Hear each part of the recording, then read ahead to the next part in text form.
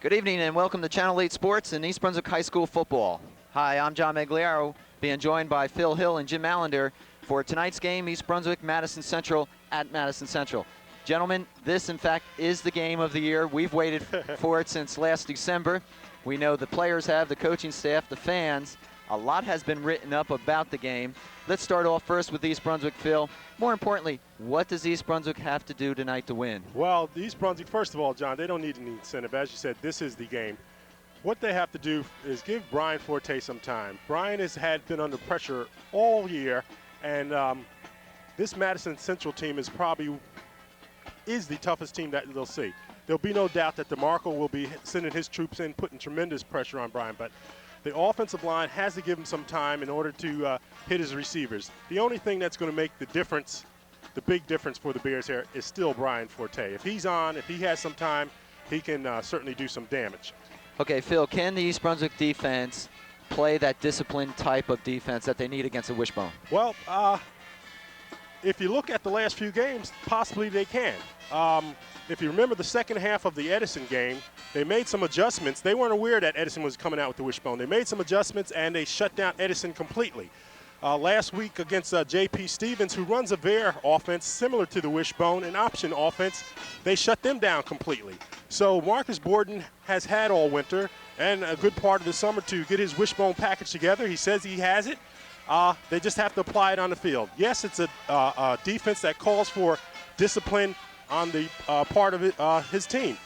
What you have to understand, it's almost tantamount to a man-to-man defense. Okay. And in high school, defensive backs are used to playing man-to-man, but not defensive linemen and your linebackers. Your linebackers to some extent, but not your whole team playing sort of man-to-man. So they got individual responsibilities. They have to have enough discipline to carry out their individual responsibilities and play good hard-nosed ball. Okay, and Jimmy with the East Brunswick High School band in the background, we look at Madison Central. They come in undefeated. This may be one of the most talented teams ever at Madison Central. We know they run the bone. They have excellent personnel. Yeah. Tell us a little bit about this team. First of all, let me ask you this question before you give us a little rundown.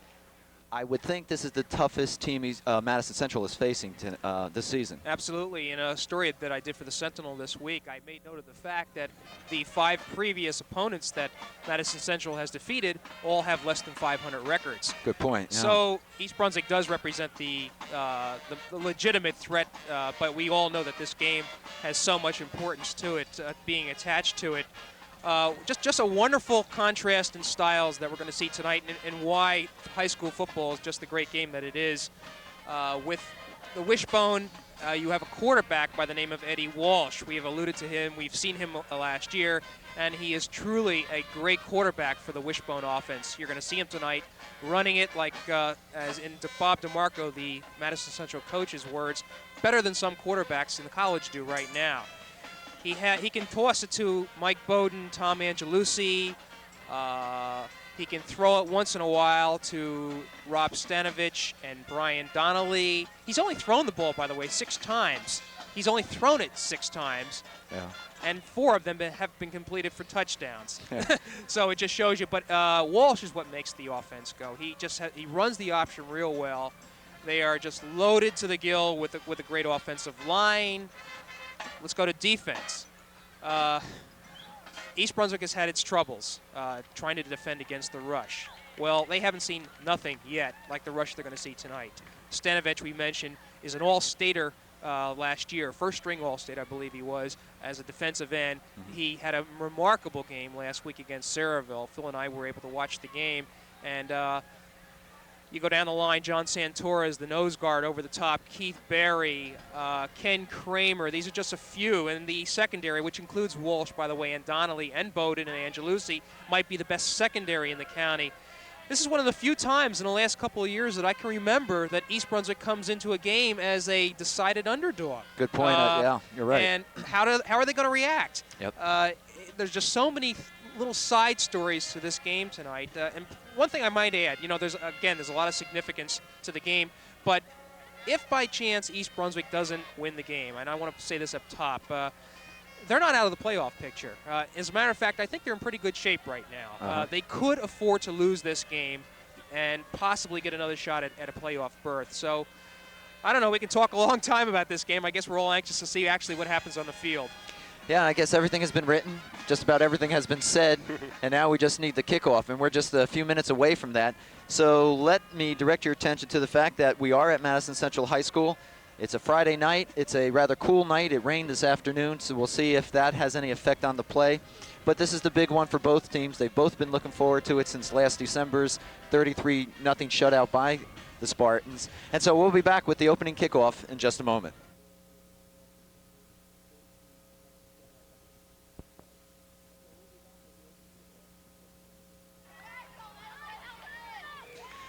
Okay, we're about ready to kick this game off. East Brunswick, Madison Central. The Bears are in their visitors' white. Madison Central will be in the dark blue home colors. Weather, is that anything we need to be concerned with here, Phil? Great night for football, just the perfect night.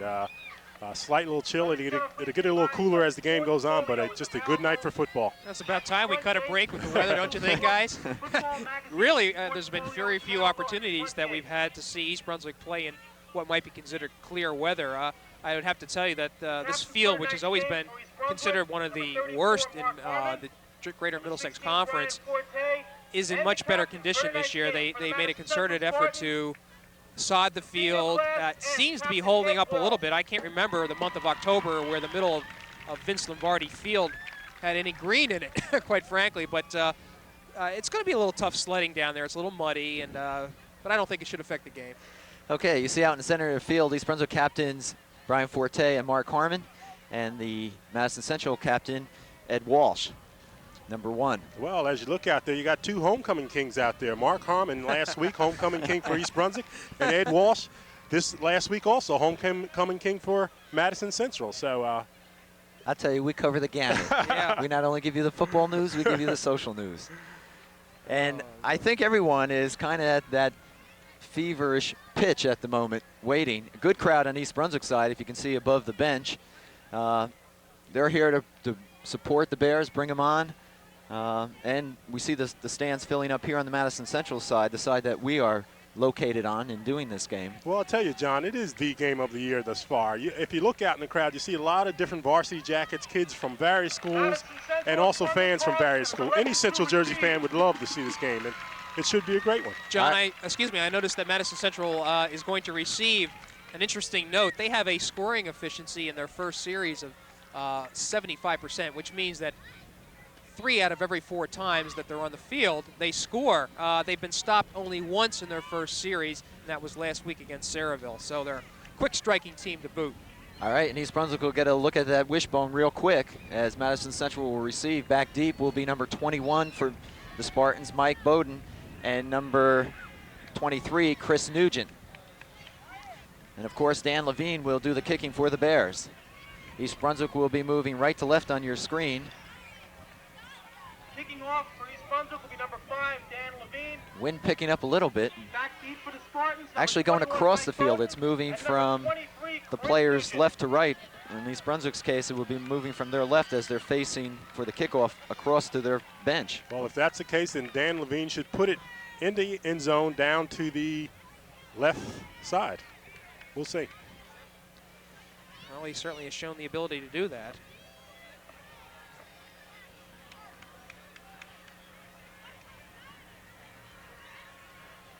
If you know Madison Central, we've had trouble here in the past in identifying the yard line, and we'll try our best to keep you informed. Anyway, Levine kicks it off.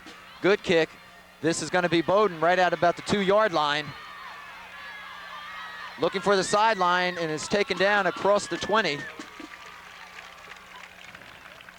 Madison Central will go on offense. Mike Bowden on the carry, brought down by number 39, Ted Long on the play. The 1st and 10 for the Spartans.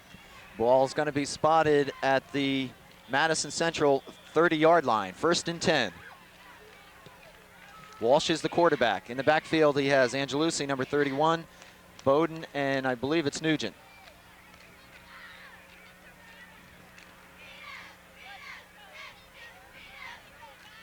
Walsh still has it. He'll pick up maybe 2 yards. And for a first play, that was well covered, Phil. Well, I'll tell you, this whole first series is going to be, I think, important psychologically. I think if the Bears can played him tough and perhaps shut him down on this first series. It will give him a great psychological edge. Actually, that was a gain of 5 yards. Yeah, they picked up 5 on that. And it'll be 2nd and 5. The ball on the Madison Central 35.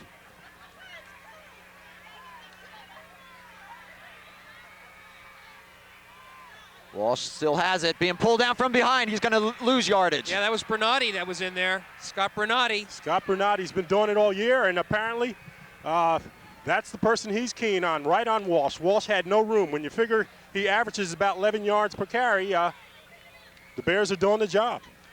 Phil, what is the process of defense? Stop the fullback and then look for the quarterback? Well, I'd say, basically you got to stop that fullback and you got to stand them up. But each player has to be disciplined enough to carry out their signed defensive purpose. All right, 3rd and 7 for the Spartans. And we're going to have a man offside for Madison Central. That's number 99, Stanovich. Yeah, that's very uncharacteristic of him. And that'll move him back. You know, it's a passing situation, as we've noted before. Madison is not a passing team. I need to correct myself. Madison Central has thrown the ball 16 times this year. Still in all, that's not a lot. Well, Madison Township can pass, but the thing about them, they don't necessarily pass in passing situations. That's key. You know, this is an obvious passing situation, and yet it wouldn't be so surprising if they still continue to try to do the wishbone. I expect them to pass, however. We're going to have a timeout, Madison Central, as they face a 3rd and 12. The ball is now on their own 23. Well, that was a little bit of confusion there. Quite honestly, it was just a late count on, or rather an early count by Stanovich. Well, unusual. I dare say Madison Central hasn't found themselves in a position during the first series this year where they have lost yardage. And already they've lost 3 yards from the line of scrimmage, so they have to be concerned at this point. And as we've noted before, Stanovich and number 7, Brian Donnelly, are the only 2 real receiving threats for Madison Central. So East Brunswick appears to be well prepared for this. When the Spartans come out, they'll be facing a 3rd and 12. The ball on their own 25. A position they're not accustomed to. Donnelly goes wide right. Stanovich is in tight at the tight end position. Walsh is going to put it up in the air. He looks, a little screen to Stanovich. He's still on his feet. He may go. Sean Smith is the only one that has a chance. Smith is not going to get him. Stanovich is in for the score. Boy, oh boy. Isn't that amazing? And Madison Central scores on that first possession. I'll tell you, they can hurt you so many ways. An obvious running team, they don't pass that many times. Jimmy pointed out they passed 16 times. They hit the tight end, Stanovich, and he takes it about 70 yards for a touchdown.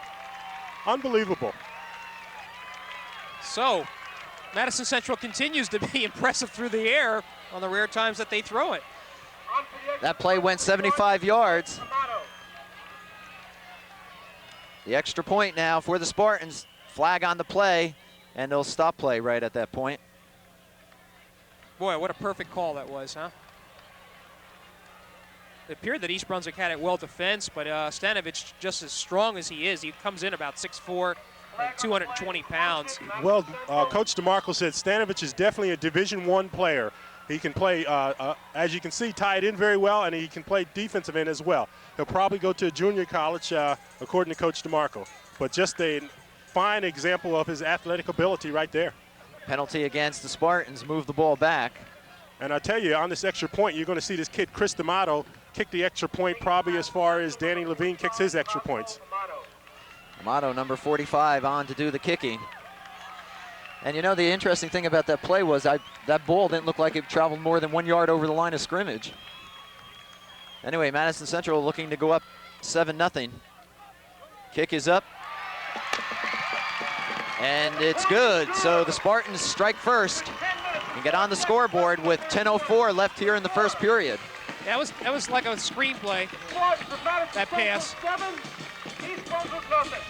So East Brunswick already behind. They have to play catch-up football. Well, let's put it a little bit in its perspective. From what we saw in that first series, as far as actually stopping the wishbone, East Brunswick did a superb job. Yeah. That one pass play broke their back. So East Brunswick has been in a position where they've been behind early before and have come back. So I don't think they're discouraged at this point. Well, they shouldn't be. I mean, gosh, they haven't even got the ball in Brian Forte's hands. And, of course, they will be facing a very, very tough defense. All right, back for East Brunswick now is Ramon Trent, number 34, Mark Harmon, and number 23, Dave Goldstein. And I think this is the first time we've seen Harmon back there. Well, yeah, Harmon was for J.P. Stevens. He ran back a few kickoffs. Amato's kick will go to Harmon. He'll take it at 15. Harmon up the middle, and he'll be stopped at about the 27-yard line. East Brunswick will have it. And I'll tell you, John, I haven't asked, but I know why Mark Harmon's back there, because he asked to be back there. Pat Castanelli has gone down. Troy White was injured, and Harmon is the type of person to step up and say, Coach, I want to help the team any way I can, and that's the reason he's back there. I talked to Marcus a few weeks ago and asked him would he use him offensively. He says definitely not. The kid has a bright future, and he doesn't want to jeopardize it. 1st and 10 for the Bears on their own 27. First offensive set. Forte calling signals. Trent and Drew to the right. Forte puts it up in the air to Trent. A little screen, and he drops it.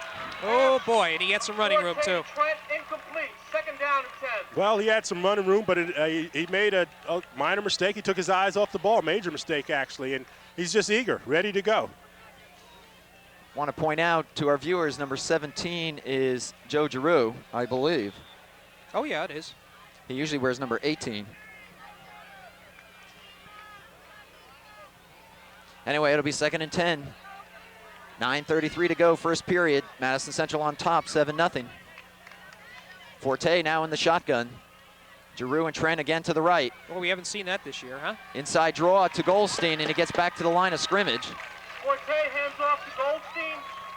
And that was Stanovich on the tackle. We're going to be seeing a lot of him tonight. Besides catching footballs, the guy is just one of the outstanding defensive ends in the state. Well, we come to a key down, John. 3rd down, an obvious passing situation. Brian Forte has to have some time and has to hit his big receivers. All right, they give Goldstein 2. So let's call it 3rd and 8. The ball now in the East Brunswick 29. Forte will stay in the shotgun. Same formation as before. Dropping straight back, has some time. He's got room up the middle. He's going to run with it. And he's going to pick up the 1st down. Well, Phil, that's something we've seen Brian Forte do more and more. All year, out of necessity, John, but he's become a tremendous runner. And when you think about it, scouts, people who have seen Brian Forte know he can pass the ball if he's given time. But he's been able to develop a new dimension of his game, that of running, and he's done it very well this year. 1st and 10 for the Bears on their own 42. Come out in I formation. DeVito and Goldstein in the backfield. Trent and Drew wide right. Charleston split to the left. Forte draw play to Goldstein. He's got some room. He'll pick up 5 yards. And I'll tell you, the Bears are doing just what they have to do to offset that pressure, John. They're going with draw plays, little short passes, not trying to go very deep. Therefore, Brian doesn't need that much time. So they're trying to throw Madison Central off balance, and they're doing it right now with perfectly timed calls. Let's call it 2nd and a long 5 for East Brunswick. Ball just across the East Brunswick 45. Forte looking, sets, throws for Trent. Trent makes a nice catch and's got it. Steps by one tackler. He's got some running room. Oh, he's gone. He's gone. Oh, he's tripped up right at the end by Nugent. Yeah. 1st down, though, for the Bears, and they're knocking. And, Jimmy, it's as I told you at the top of the game. John was telling Jimmy that they haven't seen anyone with Ramon Trent's speed. Last year, the elements worked against them. If you remember a year ago, J.P. Stevens was very surprised with Trent's speed. Now they're getting a good look at it firsthand, and I think we'll be able to take advantage of it. Throwing short underneath and letting Ramon do his thing. Well, Madison Central is very, very stiff defensively in the tough zone here, so it's going to be tough to get it in. All right, Bears 1st and 10. The ball on the Madison Central 5-yard line. It's 1st and goal. Forte drops, looks. He's got to roll a little bit, being pressured. He can run it. He's got some room on the left side, and he's going to try to sneak it in. He's going to be stopped. Forte on the keeper, tackled by number 7, Brian Donnelly. 2nd down. We'll see where they place the ball.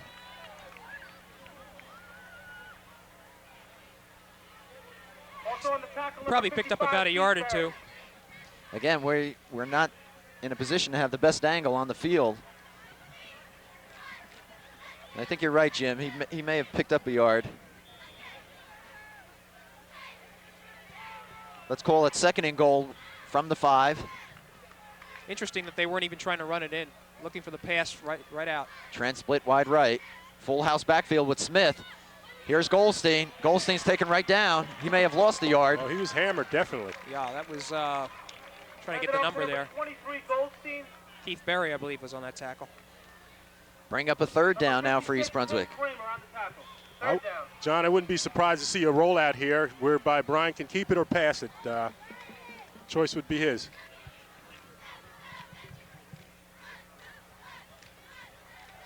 Third and goal from about the 6-yard line. East Brunswick looking to tie this game up. They trail 7-0. 6:15 to go here in the first period. Forte looks in the corner for Trent. Trent right through his hands. Incomplete. It'll bring up an important 4th down for the Bears. Coverage on the play by number 21. And it looks like they'll go for the field goal with Levine. Well, that was the timing pattern, and That'll bring up a 4th down for the East timing was Brunswick slightly off. We're going to see Dan Levine come in and hopefully pick up 3 points. Yeah, it's important that they get some points on the board here. This will be roughly a 22-yard field goal, or in that range. East Brunswick needing to come away with some points. Dan Levine on for the Bears to attempt a 17-yarder. Good snap. Kick is up, And through. and it's good. So the Bears get on the board. 6:10 to go. Score is now Madison Central 7, East Brunswick 3. You agree, Phil, that it was very important to get some points on the board? Oh, definitely to get some points on the board. I'll tell you one thing. Marcus Borden was here last week scouting, and he's seen this Madison Central team before, and he saw the same thing I saw, is that this team can be thrown on underneath. You're probably not going to get them deep, but underneath they were susceptible. Servo last week when they did complete passes, it certainly was underneath. So he's going to try to get his good athletes out there, throw them, and let them try to shake and bake and pick up some good yardage. Well, very important now for East Brunswick to stop Madison on this drive. Levine to kick it off.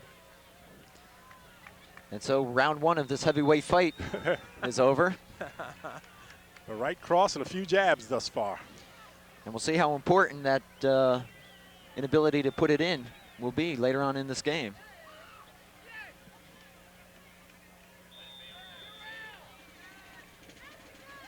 Levine, nice kick, high. It's going to make the end zone.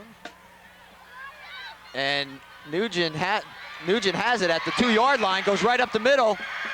And Dan Levine makes the tackle. Oh, boy. Good thing Dan Levine was there. Nugent fielding that ball at about the 1-yard line. Takes it right up close to midfield, around the 40-yard line, let's call it. At the 41-yard line.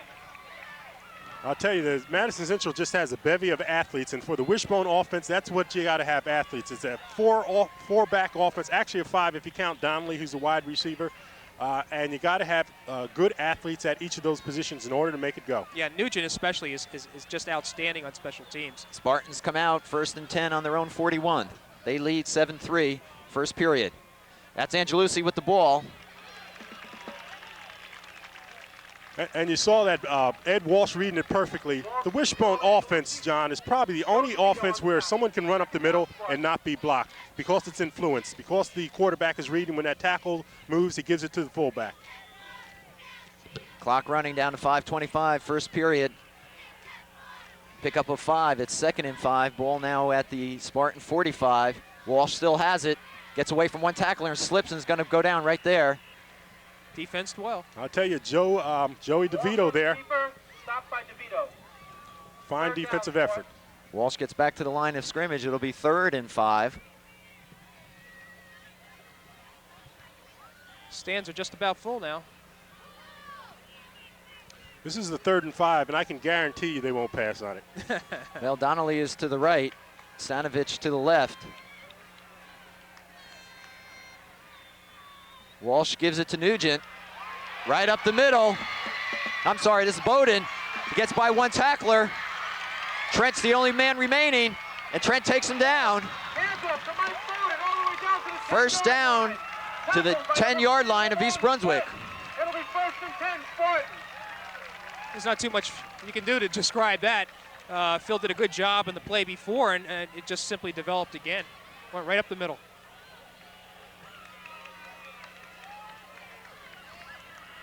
First and goal for the Spartans. Bowden rips off a big gainer. And just when you thought you had him kind of cornered, Phil, they get away. They get away. Ed Walsh reading the defense perfectly. 4:20 to go, first period. This is Nugent right up the middle. Touchdown, Madison Central. Touchdown, Spartans. Oh boy, they made it look easy that time. They really did. I'll tell you, and what you just saw there for that scoring was one of the few predetermined plays that Madison Central has. That was not from the wishbone. They had predetermined that they were going to run that counter, I believe it was, and he took it in untouched. Amato on now to obtain, if you will, the 14th point. And we're still in the first period.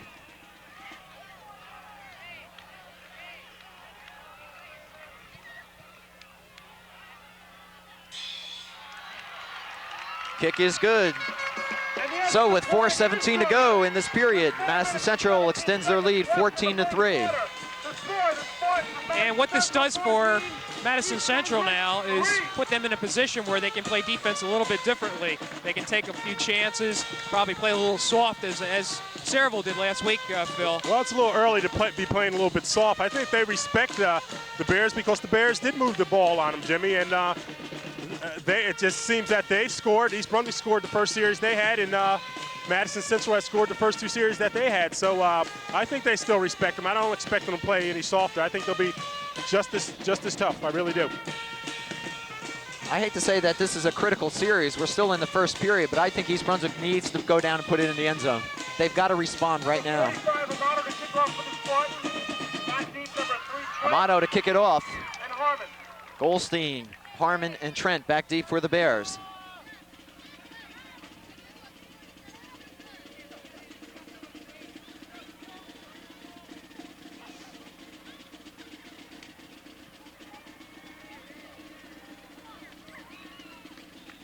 And here we go.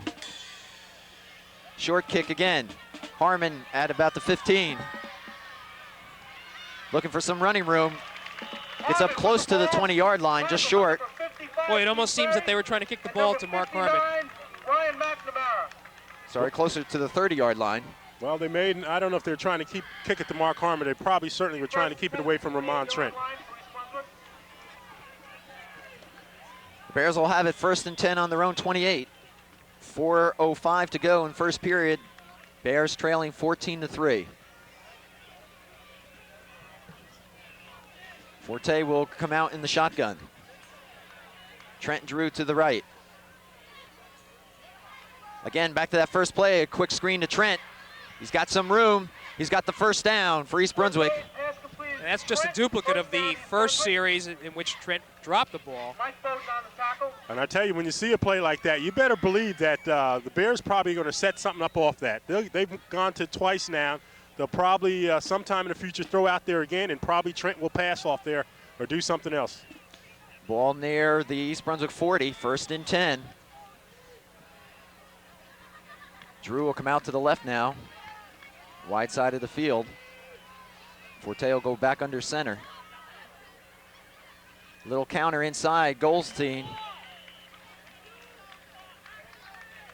That looks like Greg No, Rulo. it's Rulo, Yeah. number 40. And Rulo had a couple good runs last week against J.P. Stevens. So Rulo coming in for DeVito on offense. You know, I like that flare-out pass that Brian throws to either Forte, or to Trent or Giroux, but he's got to watch the interception here. 2nd and 9. Forte from the shotgun. It's got Trent. Trent's got the first down.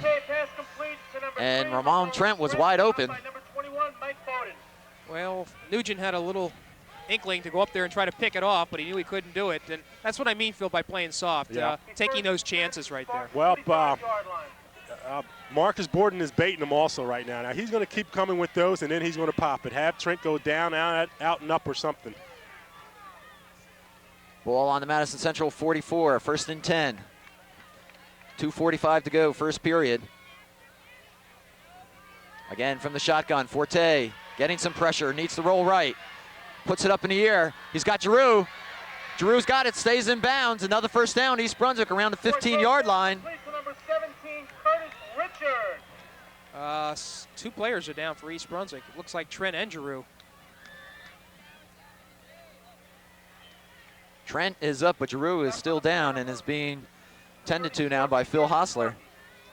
And I tell you, as Phil looks at Giroux, just an excellent play by Brian Forte, rolling right, John, under tremendous pressure, getting the ball out there and completing. We're used to it by now, but for many of these fans that haven't seen Brian Forte, they're getting a treat. They're getting to understand why he's one of the most touted quarterbacks, certainly in the state of New Jersey, if not the country.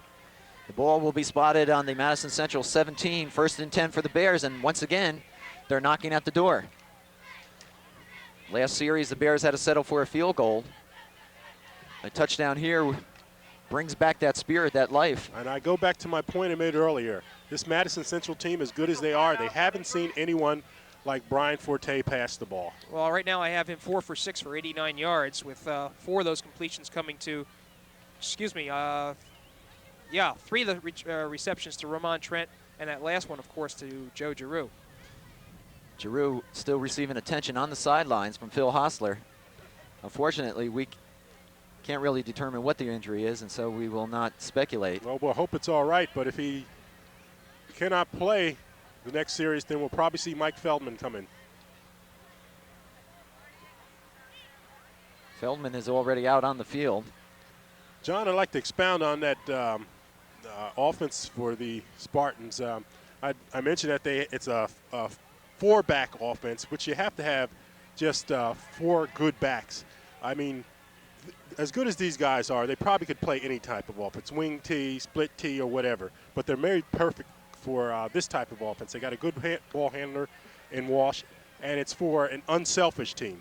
You remember years ago, Oklahoma had the one time Oklahoma changed their wishbone offense is when they had that kid Marcus Dupree. Marcus Dupree, same time Herschel Walker was playing ball, he had to have the ball. So they changed the offense to accommodate him. After Marcus Dupree left, they went back to the wishbone because it calls for an unselfish team and a well-balanced team.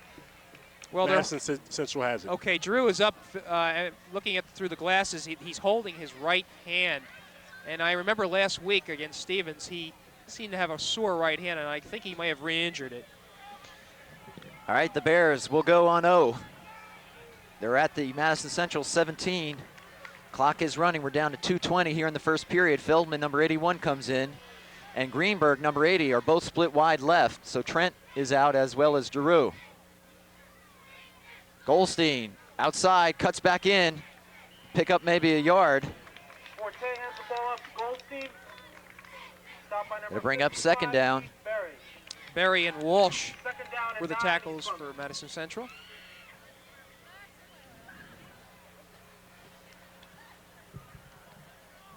Ball resting on the Madison Central 15-yard line. And I believe we can look for a little play-action pass right here. Fake it into the line and pop. Trent back in. He's wide left along with Feldman. Blitz coming. Forte's trying to get away. The ball goes up in the air and incomplete. And East Brunswick dodges a bullet there. There goes a flag. By number 40 for the Spartans, Steve A flag was thrown. Let's see what the call is. Hold intentional grounding. Intentional grounding. Oh, mercy. Give me a break. Oh, wow. I'm sure Marcus Borden has to be displeased about that call. It looked as though the ball slipped out of Brian's hand as he was trying to complete the pass, or at least initiate the pass. Oh, he was under tremendous pressure there, and his arm was going for it, looking like he was trying to get rid of the ball, so I don't know how you can call that intentional grounding. Well, they're going to call it, and that's going to move the Bears back. 15 yards, lost it down. They have to say that there was no receiver in the area, Jimmy, and I believe we did have a receiver over there. I saw one. At least we had a white shirt. Brian certainly wasn't trying to get rid of the ball, throw it out of bounds. The call is intentional grounding, and Jim, you're right, it's a penalty plus loss of down. Penalty is 5 yards from the spot of the infraction. So it'll bring up 3rd down now and 9. And probably, even if East Brunswick does not get the first down, they'll go for it here. I'm not sure what a field goal is going to do. I'm sorry, not 9. 3rd and about 19 from now the Madison Central 27.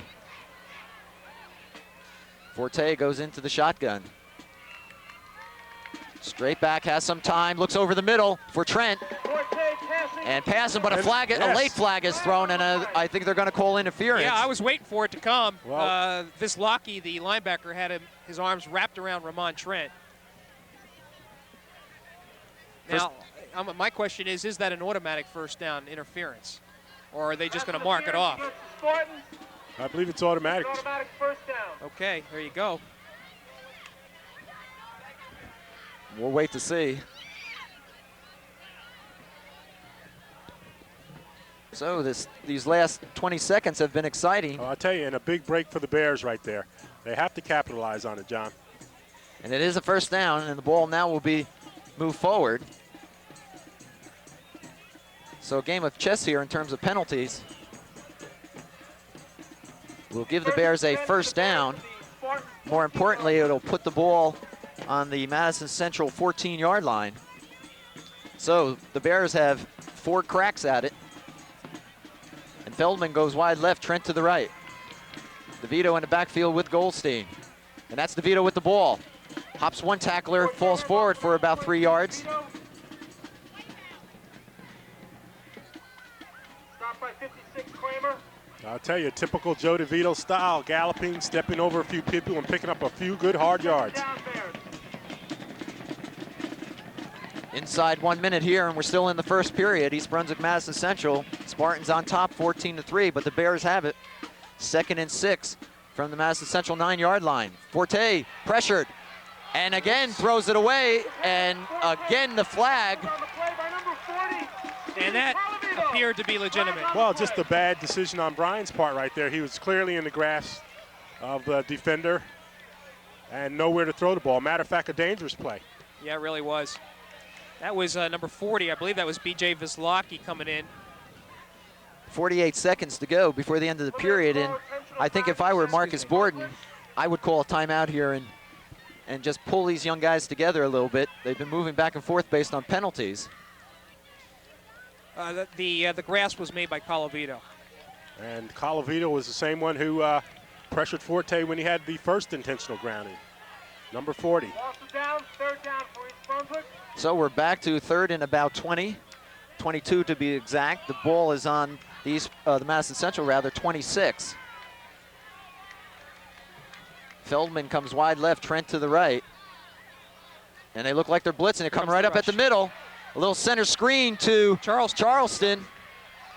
And he's going to get back to the original line of scrimmage, and that's it. So it'll bring up a 4th down. Boy, I thought that was going to go a little further. Well, the play developed nicely, but the quick Madison Central defenders came up and stopped the place nicely. And let's see if we have a timeout here. No, Levine's in for a field goal. This will be a 24-yard attempt. 24-yard field goal. 4th and 10, the ball at the Madison Central 14. We're down to 5 seconds. Good snap, the kick is up. And wide to the left. So 2 opportunities, and East Brunswick comes away with only 3 points. And on that play, we'll end the first period here at Madison Central. And score 14-3. Being a little upset, he thought it went through, but referees called it far to the left. So they come up empty on the second drive, and John, you pointed it out. It was a very crucial drive for them. Now their face being down 14-3 and having to stop that Madison Central offense, which they haven't been successful at thus far. Well, Marcus Borden has to be feeling a little ambivalent right now. Feeling good about some things, bad about other things. Certainly the penalties hurt him, took him out of a scoring position, but they were able to move the ball. They had some plays where they picked up some. Of course, the penalties aided them as well, but they are able to move on Madison Central. Yeah, already Forte has 99 yards with 5 pass completions, and that's probably his best start this season, for one quarter anyway. But only 3 points are on the board as we get ready to start this second period.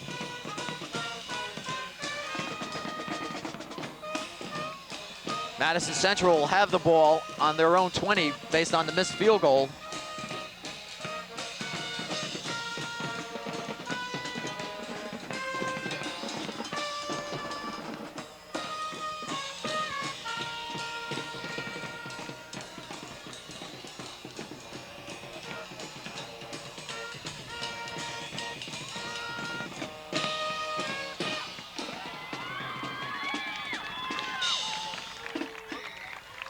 And here we go, the Spartans come out. They lead 14-3.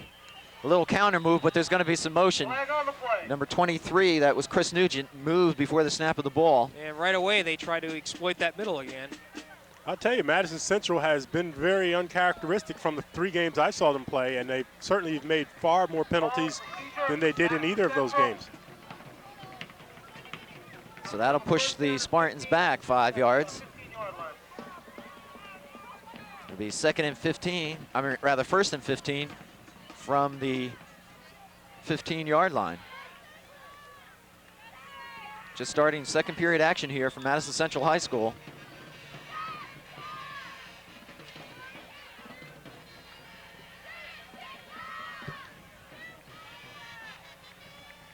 We have official timeout, it appears. Well, I think they're looking at the clock, says yeah. 11:59 on it, and actually no time should have elapsed.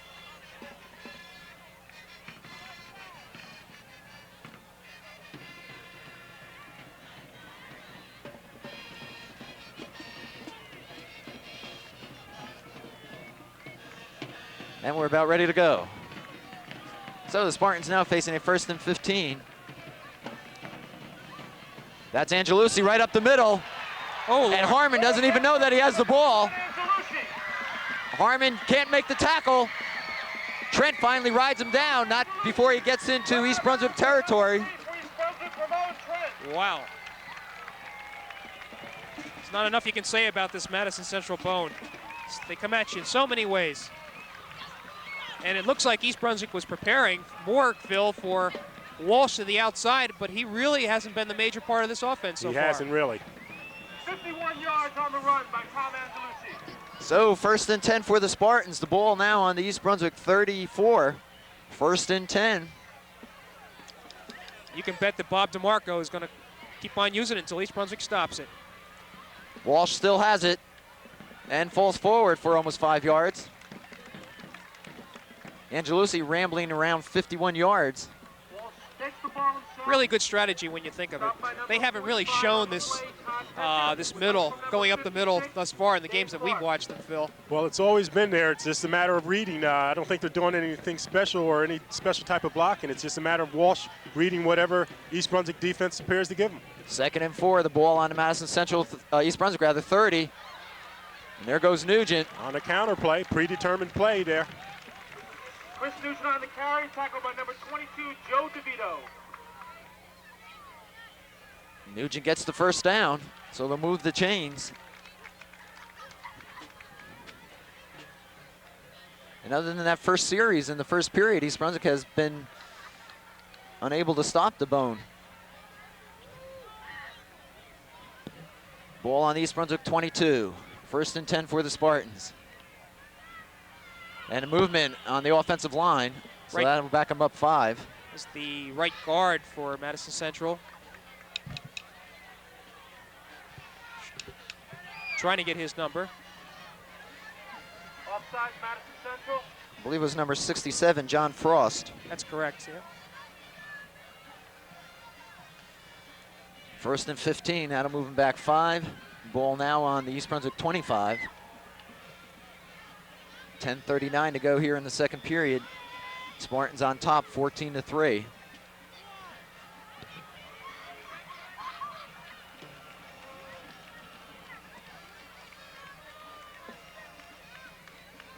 Quick inside handoff as usual to Angelucci, still on his feet. Walsh hands the ball off to 21, Mike Bowden.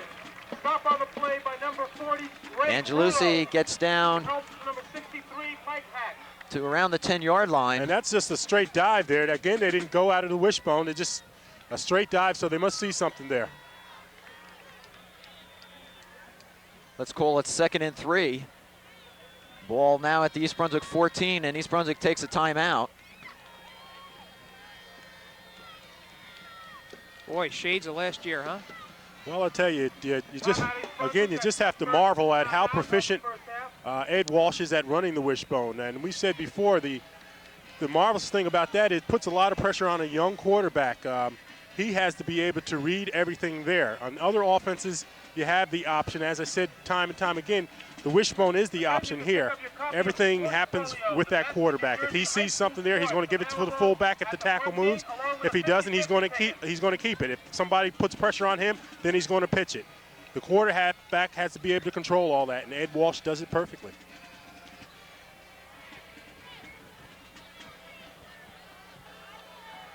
And Jimmy, I bet you can't guess what kind of schools are interested in Ed Walsh. Well, I heard you talking about it before the game, and you mentioned that the academies The are academies, interested. Army and Navy, and of course he would be perfect for Army, who runs that wishbone so well, as Rutgers knows. Found out.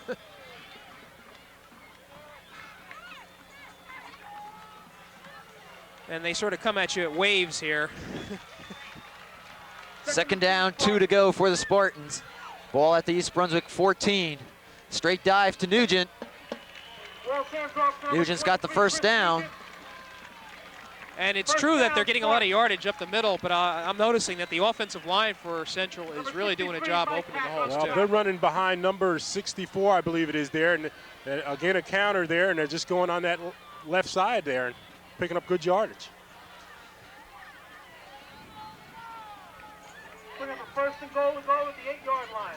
Ball is spotted at the East Brunswick 8. It'll be 1st and goal.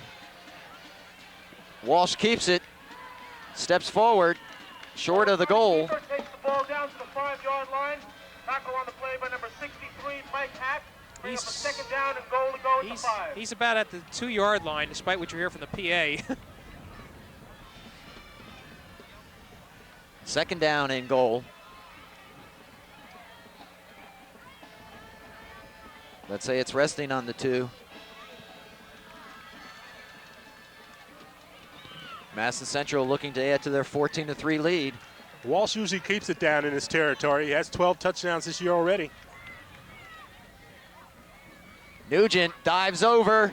Touchdown, Madison Central. Walsh hands off to number 23, Chris Nugent. Touchdown, short, number 23, Chris Nugent. His second of the evening. Number 1, Ed Walsh. And right about now, East Brunswick has to be feeling quite demoralized. Well, they don't feel very good, Jimmy. I don't know if they feel demoralized, but they certainly don't feel very good right now. But they're still in the game. They just got to put that ball in the end zone.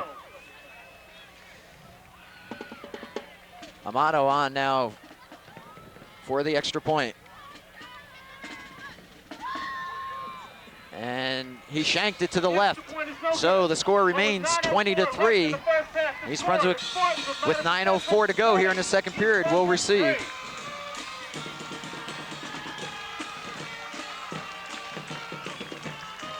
You notice in each one of these drives that Madison Central has engineered that there has been a big play sprinkled in between some small running plays, and that's characteristic of the Madison Central offense this year. They have they plug away, and bang, they get you on that big play. Well, the thing about it is, it's very obvious they can score just about any way they want to. You know, on the ground they can pass. They're just a talented team. There may be a better team in the state of New Jersey, but I'm not quite sure where it is. I haven't seen it, that's for sure. Yeah. All right, Amato to kick it off. Number 3, Ramon Trent. Kick off for the Spartans, Cosmo Amato. Well, I'm sure Forte is going to really open it up now. And we'll see a lot more of the pass rush, too.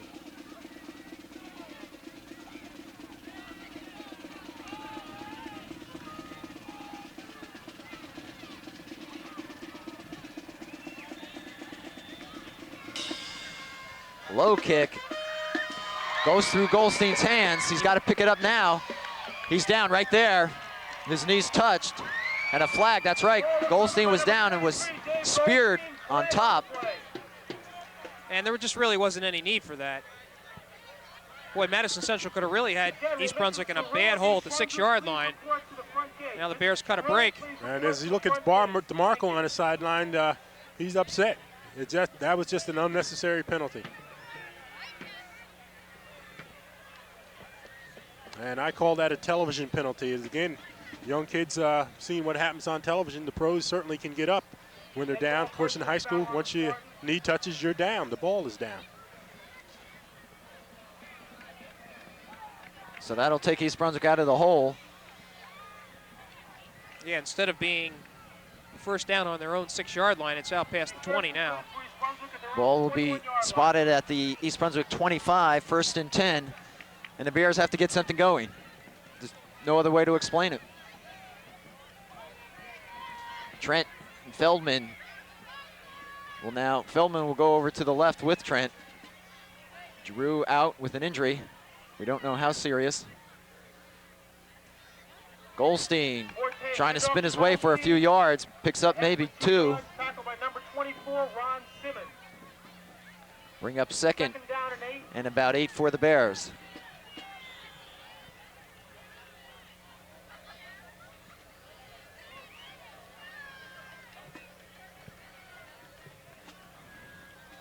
$8:10 to go here, 2nd period. Ball on the East Brunswick 23. Forte, shotgun. Pumps once, looks. Pointing to Charleston. There he is over the middle, through his hands and almost intercepted by Nugent. And Charleston's going out limping. Yeah, that's that soft footing there. I'll tell you, Brian just put so much on the ball, a flick of the wrist there, and that ball comes firing out there. Brett Charleston couldn't hold on to it, but it was right there. Hit him in the hands.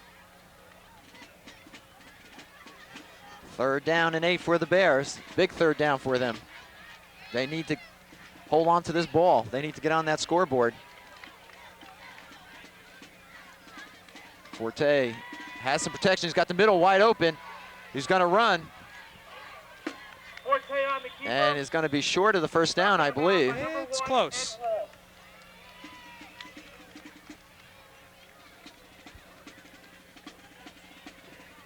Going to be one of those left foot, right foot spots. First down. And they're going to give it to him. 1st down, East Brunswick. And a little good sportsmanship there. One quarterback on another quarterback. Ed Walsh grabbing Forte as he went out of bounds and really tried to hold him up instead of actually pushing him.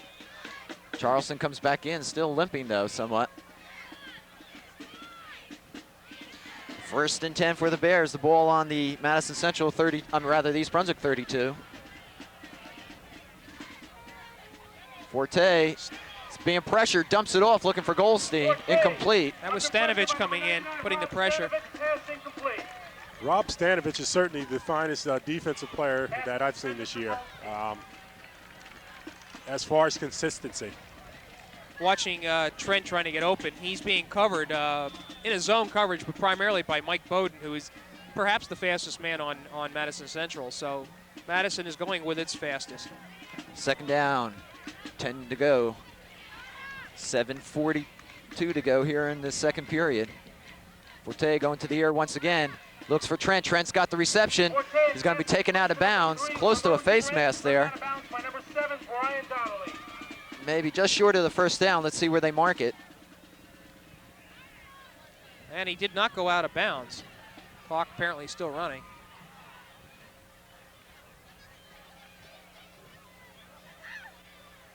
If he didn't go out of bounds, then no one ever goes out of bounds. He was almost on the East Brunswick bench. Going to give him 9, John. All right, 3rd and 1. East Brunswick needing to keep this drive alive. Ball at their own 41. Hand off to Goldstein. Goldstein's got the 1st down. Close to midfield. Nice run by Goldstein, picking up an all-important 1st down. Dave Goldstein ahead for the 1st down, tackled by number 24, Simmons. 1st down, East Brunswick.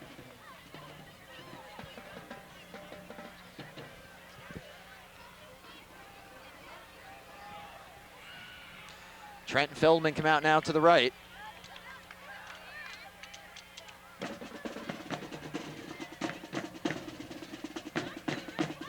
Bryan still has it. Flicks the wrist and intercepted by Donnelly rather. Yes, he did. He has been their primary defensive threat on interception, and that was what I was talking about. Bryan's got to watch that flare pass to the side.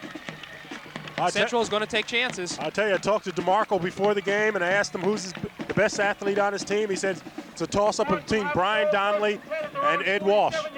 And Brian Donnelly is an all-around athlete. He plays basketball, baseball, and as you can see, a pretty good football player. Right, and he's a junior and will be taking over for Ed Walsh when he graduates.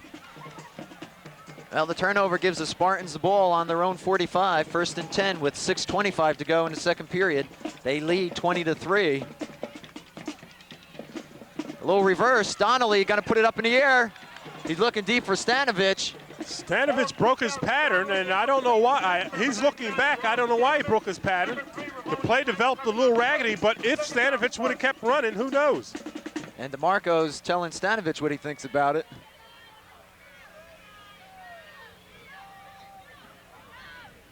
Well, give Trent credit for being Trent out there. right there. 2nd and 10 for the Spartans.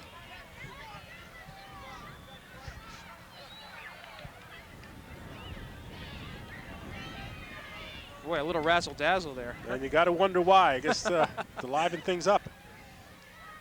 Walsh still has it. He's going to hold on to it. There's the middle. And he's got some room, and he's got a great block from Donnelly. And Harmon finally wrestles him out of bounds. Oh, mercy. What a block up by Donnelly on Ramon Trent. Yeah, it was. You had Ed Walsh cutting back across the grain, John, and Ramon closing in on him, and Donnelly threw a tremendous block on him. I'm surprised Trent got back up. Just a tremendous block. And again, the play was developed through the middle. 1st and 10 for the Spartans on the East Brunswick 27. 5:50 to go, second period. And Madison Central wants a timeout. Timeout, Madison Central. Well, I'm not sure. I think East Brunswick may stand to benefit from that timeout more. Looks to me that they're just not quite prepared. They were not quite prepared for the middle, Phil. They had the flanks covered. They knew that Eddie Walsh, one of his favorite plays is to just option to the side, but he just has not needed to do that. Well, you're right. Ed Walsh has been the man to get all the ink, but that wishbone has been rather consistent there. And you see Nick Spadafino out on the field now, directing his defensive players supposedly how to stop that. But right, as I said before, if you can open up that middle, everything else does open up. But if you can stop that fullback, then you can make them have respect for anything else they might do. They haven't been able to stop the run up the middle, and thusly they've been having problems. Well, you wonder the adjustments that East Brunswick tries to make now to jam up the middle. I think it'll be just a simple read by Eddie Walsh to just go back to the outside. And that's his job, to read the situation. If the middle is blocked up, keep it yourself. If they come at you, pitch it, and that's the beauty of the wishbone. And I might add, this is how Madison Central has looked all season long. No one has been able to stop them. All right, Madison will have the ball. 1st and 10 on the East Brunswick 27. 5:47 to go before half. They're in the lead, 20-3. And a whistle is blown. We haven't seen a flag yet. Well, the way they're pointing to East Brunswick, maybe somebody doesn't have a dead ball foul. Yeah, I bet you somebody doesn't have a mouthpiece. Mouthpiece, yeah. Whiff, isn't that something? I gotta say, that's a Bush call. You stop, you call an official timeout. Tell the young man to get a mouthpiece and start play up again. Well, that happened last week, and we made, or the week before, and we made note of it, that the official gave the young man warning. Maybe he told him once before, John. So maybe it's the second time. Who knows? I understand the need for protection, but to penalize a team for that is, I think, a little bit much. Well, if you lose your teeth, you might not. Well, I'll give a warning. Tell him. Stop the game until he gets it. Anyway, Walsh has it.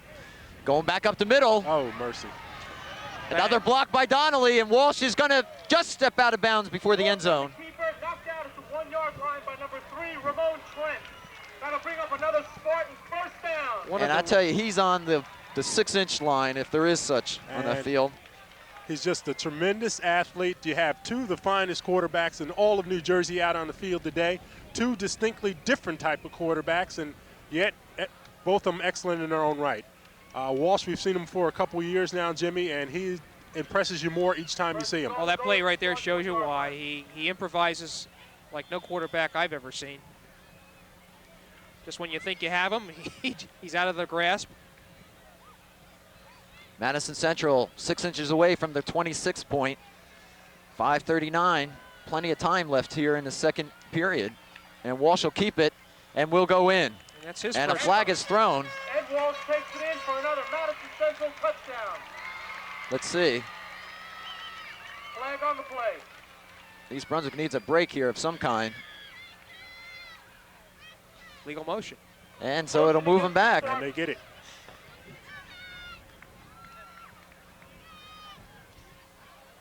Well, why do I get the feeling that that's just prolonging the touchdown?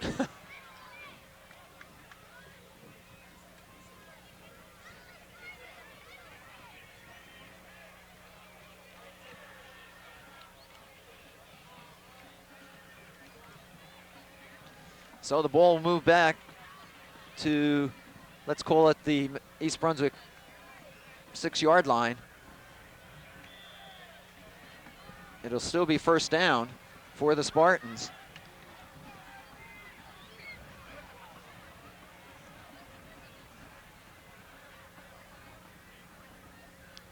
Walsh has it, gonna keep it. It's gonna be dropped for a loss. That was a nice play. I'll tell you, Joe DeVito. Walsh brought down by number 22, Joe DeVito. And Jim, I think you're right. East Brunswick has, at least up to this point, was prepared for Walsh outside. Yeah. And you can see. They've stopped him when he's trying to go on outside. Well, they kind of knew that he would be trying to move the ball outside because they knew that the East Brunswick defense would be uptight, stop in the middle.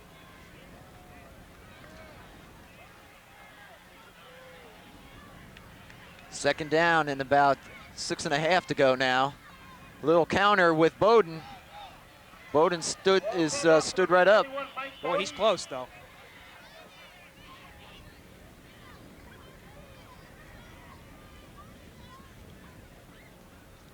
And Joey DeVito coming up off the bottom of the pile again. Joey playing a very aggressive and good game tonight.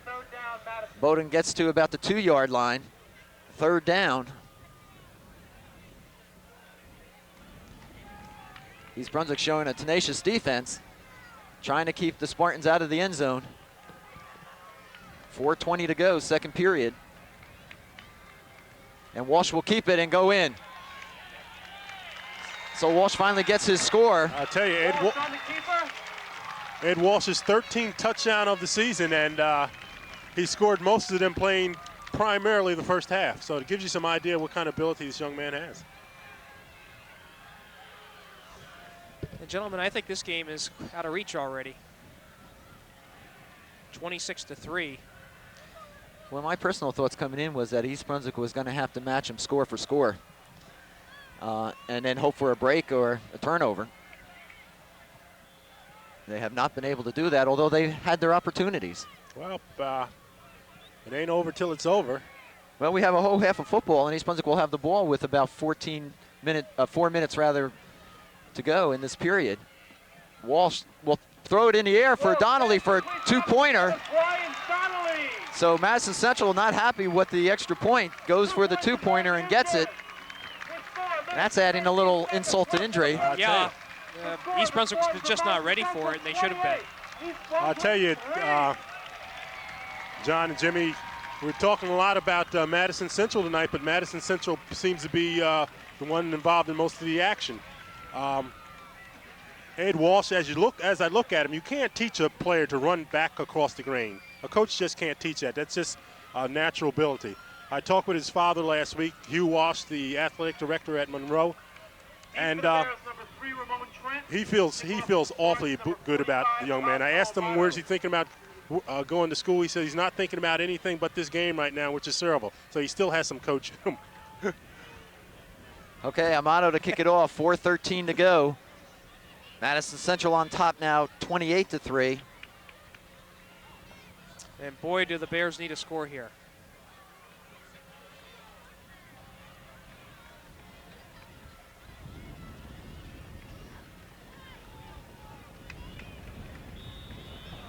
Wind picking up.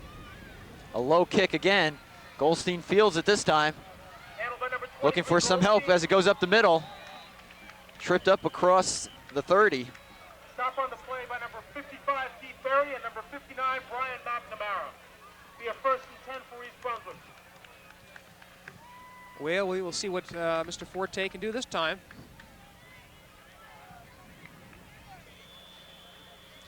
Clock is running. 1st and 10. The ball is spotted on the East Brunswick 32.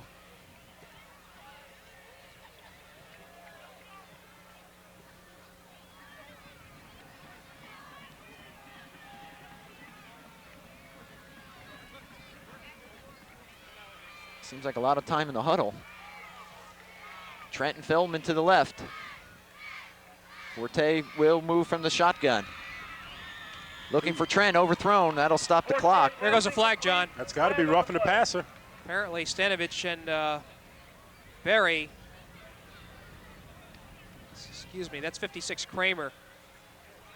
Brian Forte had gotten the pass off, and they hit him a little bit late, so they're going to pay for it. 15 yards and automatic 1st down.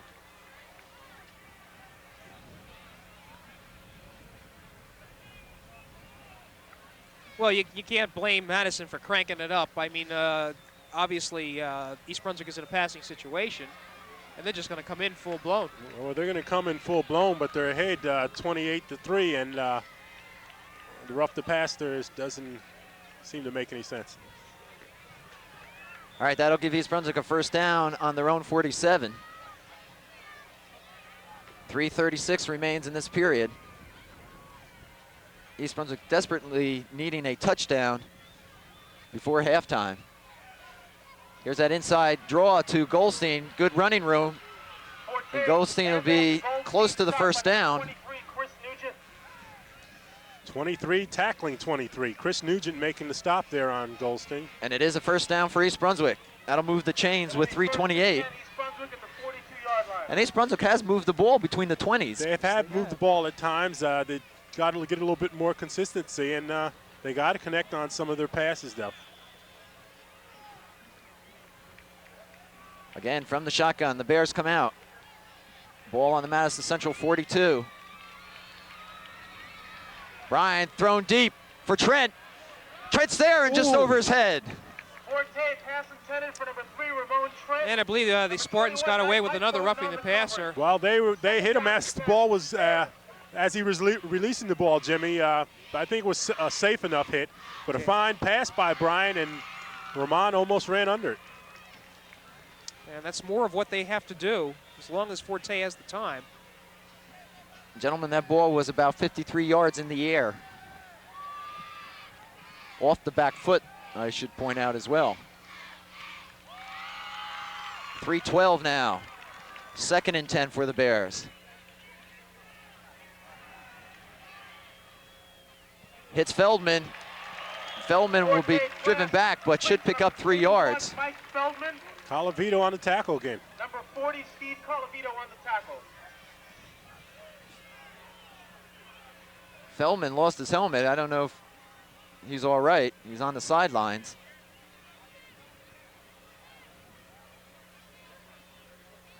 And East Brunswick has paid somewhat of a price. This has been a physical game from their standpoint. Extremely. Yeah, with Giroux out of there, that really takes an important part of the offense out. Greenberg comes in, number 80. He and Trent are to the right. Forte operating from under the center, flips it out to Trent. Trent slips, but it'll be a 1st down for East Brunswick. Stopped by Brian Donnelly, number 7. Well, the clock's going to be a factor pretty soon here. Down to 2:22. Second period. Feldman comes back in.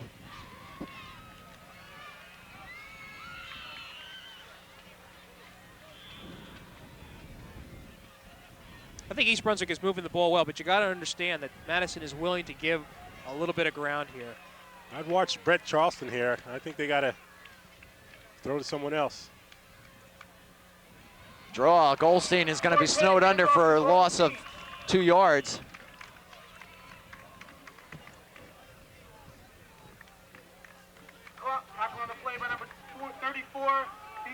Clock running down to 1:50. East Brunswick still has 2 timeouts left. 28-3, Spartans on top. 2nd and 11, the ball's on the Madison Central 31.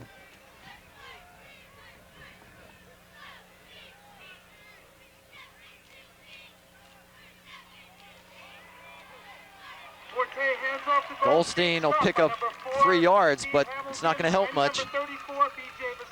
Yeah, Vizlaki, 34 linebacker, well disciplined on that. Clock running down to 1:10.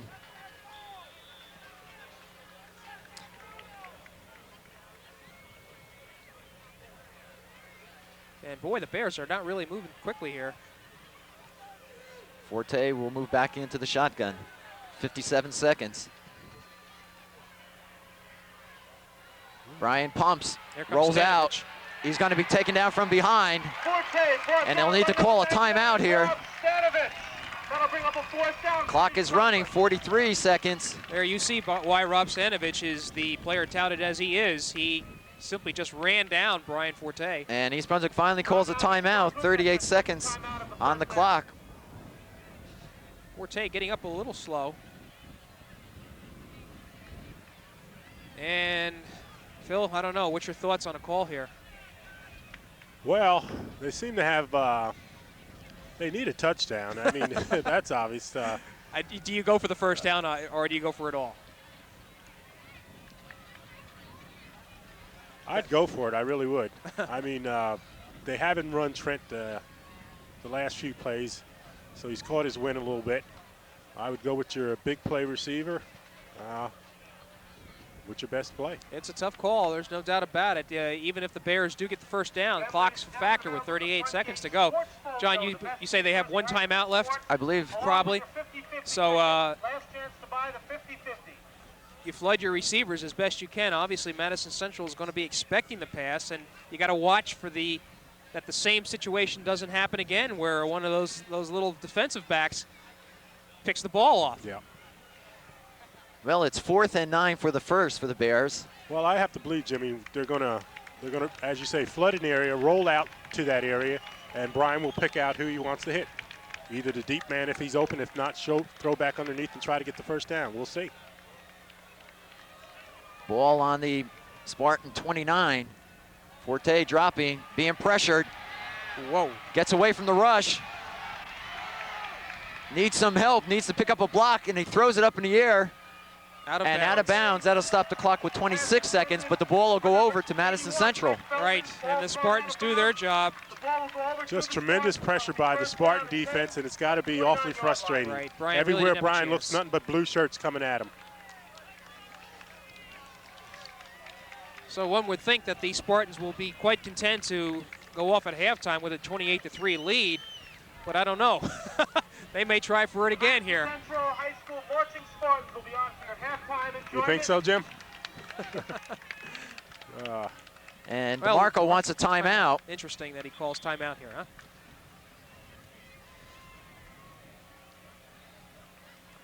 Madison Central takes their third Well, timeout of the first half. in speaking with DeMarco before the game, he said clearly, this team is a better team than the team that won the state championship last year. So You're able to get that out of him? he said that. Oh, He said that it is clearly. interesting. I didn't think he would mention. I didn't think he wanted to get into He comparisons. said no doubt about it. This team is better than the team that won the state championship last year. I think that's pretty obvious. He is a coach that does not like to get into making comparisons, but I think if you press him to it, I don't think there's any question that the way this team has been playing. And East Brunswick, they obviously they've been coming on in the last couple of weeks. They have. This has been uncharacteristic tonight. I think their game plan was well conceived to try to stop the outside running game by Madison. I don't think by any stretch of the imagination that they thought that Madison could be as potent as they are through the middle, and that's where they've been getting killed tonight. And you know, if you look at the scoreboard and you see the score only 28-3, it really doesn't speak of East Brunswick's moving the ball between the 20s. And you know, we could ask that age-old question: what if East Brunswick was down there twice in the first period and couldn't score? So it's not that Madison Central has totally dominated the game. As Walsh goes down on his knee and let the clock run out. Well, I have Forte 9 for 14 for about 114 yards. Again, that's unofficial. True that the Bears have had to come in with a pass-oriented offense just to play catch-up football. And that's the end of the first half. As the first half comes to an end, I must pass on a rather sad note for us here at Channel 8. David Wild, director of the library, passed away last night. And for those of you who may know David, you know the type of individual that he was. For those of you who don't, let me say that David was one of the biggest supporters of Channel 8 that I know of, always working in the background. He wasn't very visible to many people. Not only was he a fine and outstanding director, but he was an outstanding individual. And I know we at Channel 8 will miss him dearly and are quite grateful for the support that he has provided to Channel 8 over the years. We'll miss David, and to his wife and family, we pass on our deepest sympathies. We'll be back with the second half in just a moment.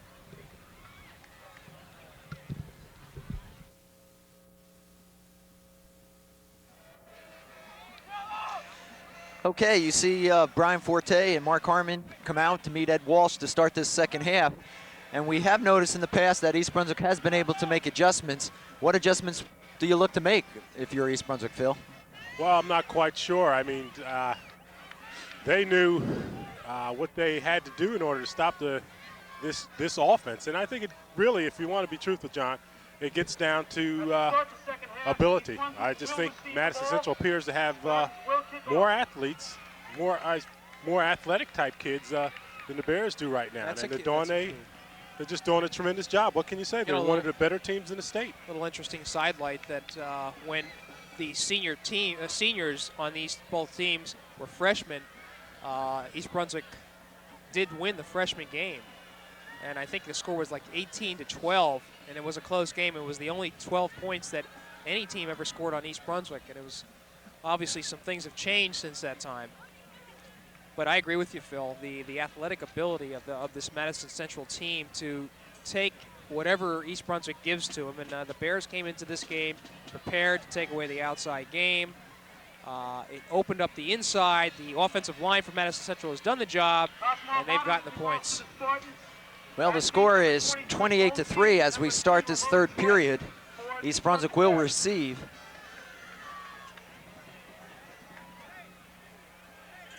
And it goes without saying, East Brunswick needs to do something this first drive. They need to get back into this game, if nothing else, mentally. Amato kicks it off. Again, it's low. The squibble. That'll be Trent with the ball. Turned around, still on his feet, and he's dropped at about the 30-yard line. It'll be first and 10 at the 31-yard line for East Brunswick. Okay, John, I think the Bears have gone in and they want to get something going. They have been able to do some things underneath. All right, Feldman will come out with Drew. I'm sorry, with Trent. Drew is out with a shoulder injury, and we will not see him any longer as Forte drops back and throws it out to Dave Potter, who we have not seen tonight. That's his first reception. First in quite a while, as a matter of fact. And so that'll pick up about 7 yards for East Brunswick. Yeah. It'll bring up a 2nd and 3. The ball will be on the East Brunswick 31. I'll tell you, Dave had been sick earlier on, and Brett Charleston had come in and did a nice job. Then Marcus decided to alternate tight end, so we haven't seen a whole lot of Potter, but he seems to be healthy. I'm sorry, the ball is marked on the East Brunswick 39. 2nd and 3. Forte setting up the offense. Quick shot out here to Feldman. Feldman still on his feet, now taken out of bounds, and he's going to be short of the first down.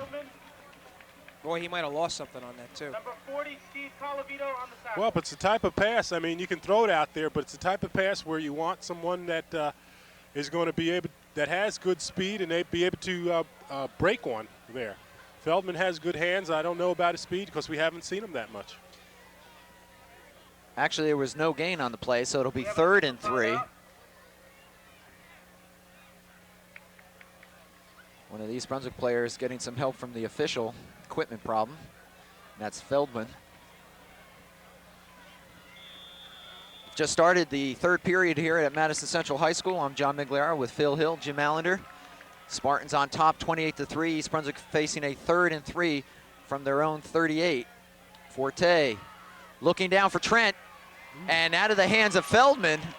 And you had 2 receivers in the same area, Phil. Phil. Same area there. I'm not quite sure who he was intended for, but apparently it was intended for Feldman. He had Trent streaking long, and he threw back to Feldman underneath. Who was not expecting to catch that pass. He just turned around at the last moment. Ball was right in his lap. Should have been able to hold on to it, but he just was not expecting the pass. Well, the good sign of it was Brian did have some time there and was able to pick out someone. The downside is that East Brunswick has to punt. And Forte will punt to the deep man. That is Ed Walsh.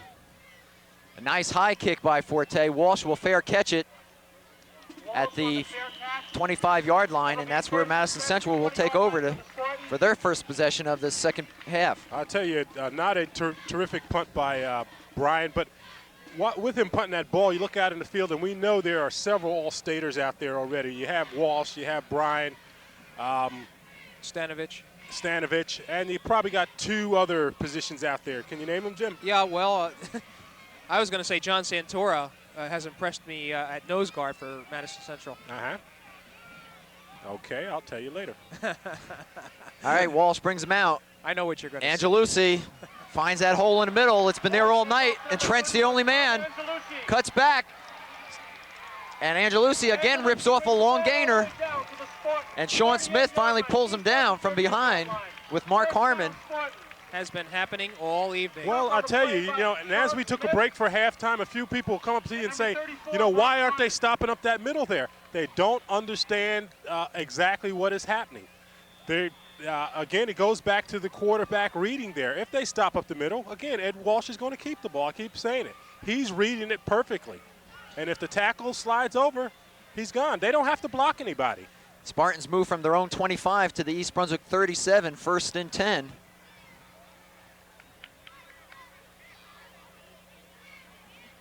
Here's Nugent.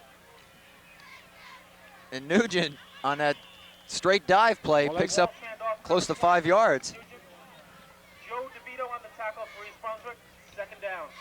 Well, that question you asked before, I think we have to consider Dan Levine a good Dan prospect Levine kicker. won certainly as a kicker, and Brian Forte as a Brian, punter. very good. Brian Forte as a punter certainly could be an All-Stater.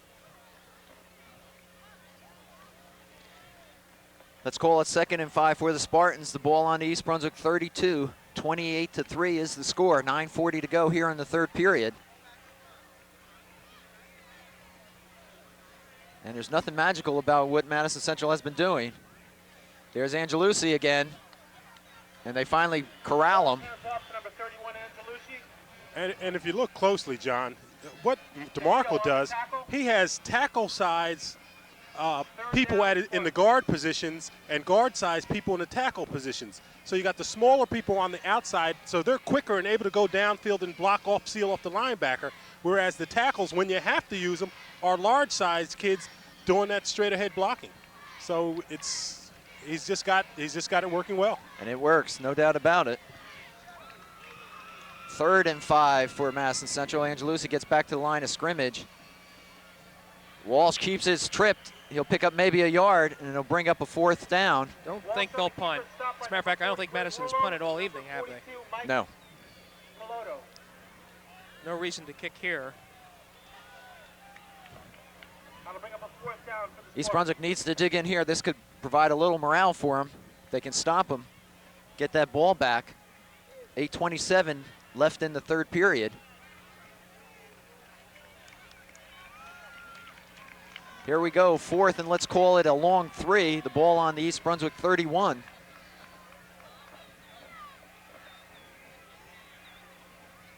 Walsh keeps. Nice read. Cuts it up, and he's got the 1st down. Perfect example of what Phil is saying. Walsh just read what and took what was available to him. Cut it right up the middle and got the first down. East Brunswick had it well defensed on the outside. Not to take anything away from East Brunswick, but I have to say that watching high school football for a long time, this is the best high school team I've ever seen run a wishbone offense in terms of execution. Anyway, it's 1st and 10 for the Spartans now in the East Brunswick 25, low inside counter, and I believe that's Nugent. And John, as you mentioned that, I want to tell you a story later about the wishbone offense for high school ball. That's Bowden, I'm sorry. Bowden will pick up 5 yards, call it 6, 2nd and 4. Not only are they eating up yards, but they're eating up the clock as well. Ball on the East Brunswick 19. Walsh has it, looking, pitches back to Bowden.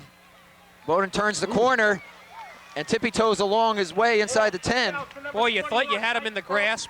Just at the last moment, he pitches it out, and that's that third option that the quarterback has. I think Marcus Borden is going to look at the films of this game and just sort of shake his head saying, you know, I don't know what more we could have done.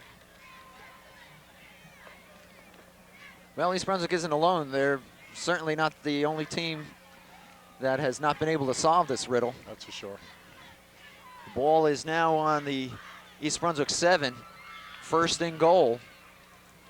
Straight dive. That's Nugent, and he literally dove down to about the 3-yard line. Bring up 2nd and goal. 2nd down and goal to go Spartans.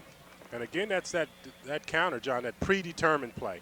One of very few running plays that is predetermined, and they seem to like to go that a lot. Well, we're seeing the results of giving the ball up to Madison Central as Walsh goes right up the middle and is in for the score. And that's his 2nd touchdown of the night. Tell you what, I think Madison ought to think about taking their first team out. It's embarrassing to say, but there's really no need to extend the score anymore. They've got a very, very comfortable margin now. Well, they may not. What they have been doing all year is early in the 3rd quarter, Donnelly would come in for Walsh and some of the other players would be freed up. Whether DeMarco does that now, who knows? Amato will kick for the 35th point. And it's good. And so it's now Madison Central 35, East Brunswick 3. And you look at that 33-0 score last year, and that kind of goes out the window at this point. It really certainly does. Well, DeMarco said it again. This is a better team than last year's team, and they're showing it clearly. Certainly proves that last year's score wasn't a fluke. Certainly in my mind. We've already gone too far talking about the wishbone, so we might as well go ahead. But a real vindication is Ed Walsh's father, Hugh Walsh, has to feel great. Some years ago, Jimmy, I guess it was 1973 or so, the purist in South River as much told Huey Walsh that the wishbone offense is not a wishbone made for high school kids. Now we see South Plainfield, Edison, and a host of high schools playing it. And he's got to feel awfully good to have his son handling the #1 wishbone offense in the state of New Jersey. Yeah, and he was gratified last year as the Spartans, using the same offense, brought it back. I'd like to say something about the state playoffs when we have a moment. Amato, a short kick. This will be Potter, and he'll try to ramble up the middle, bounces to the outside. Dave Potter puts a shoulder down and crosses midfield. So with 6:20 to go here in the 3rd period, East Brunswick will take over in Madison Central territory. That's some of the harder hitting we've seen today. Best start of the evening for East Brunswick. I want to say this too. We obviously have mentioned Madison Central over and over, particularly this game. And I don't want to give the impression that we have forgotten the East Brunswick players. In fact, they are still playing their hearts out. And it's a credit to them as individuals. And pride is at stake at this point. Bad snap. Forte's got to fall on it.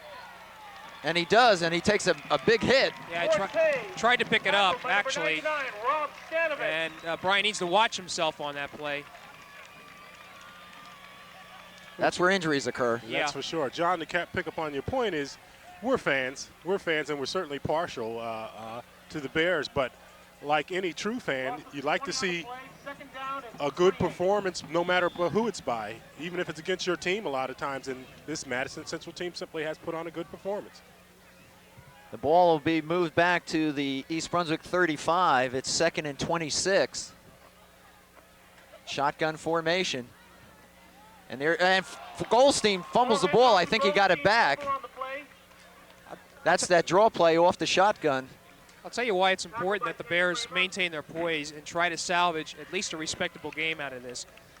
We talked before the game. There are approximately 6 teams that are going to be in the contention for the 4 playoff spots in the Central Jersey Group 4.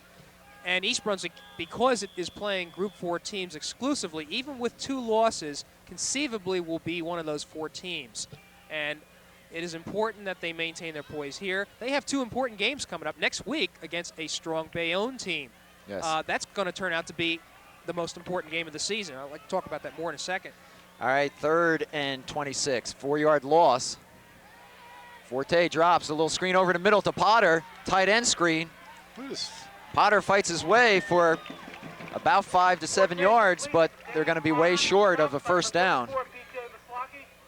They're short, but I tell you, I'm impressed by the 2 plays that Potter has been involved in. He's given up the body and forged ahead, even though being hit by several players.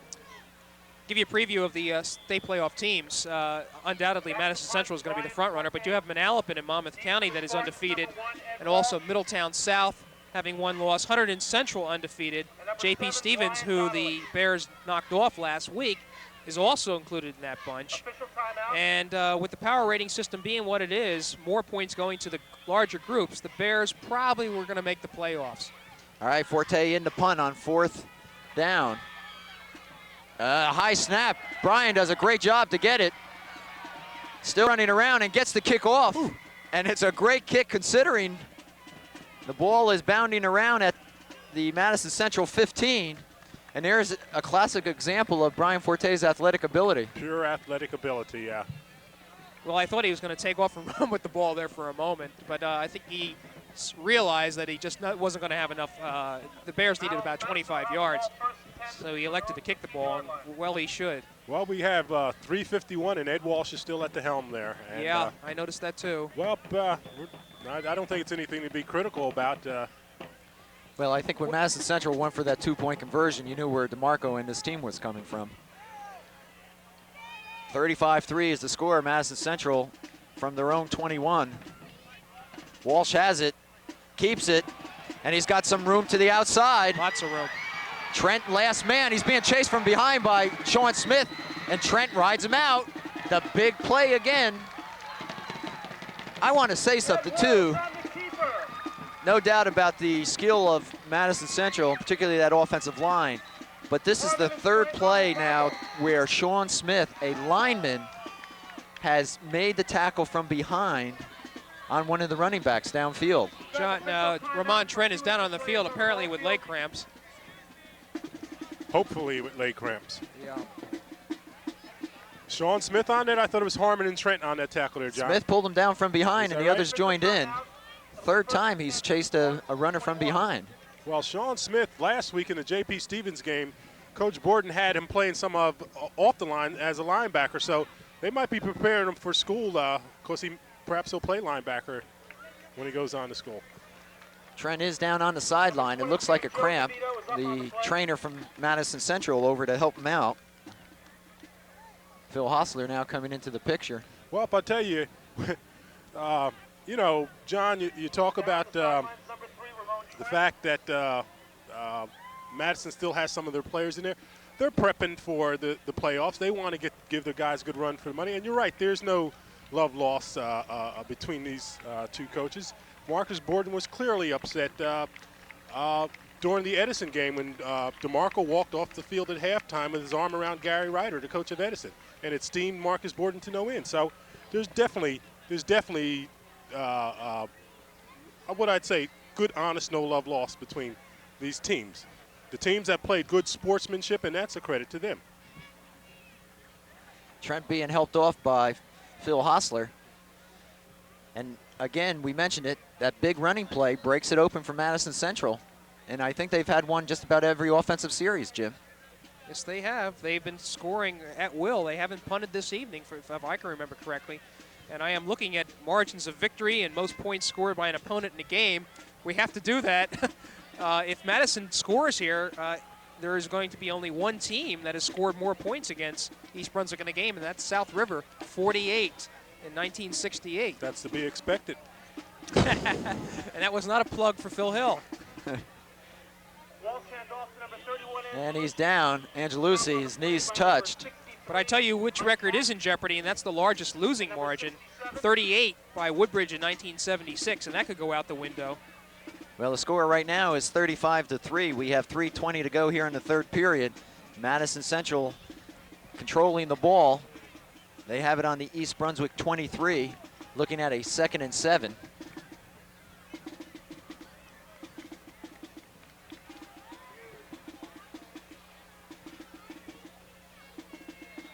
Walsh to Angelucci again. And Smith wrestles him down.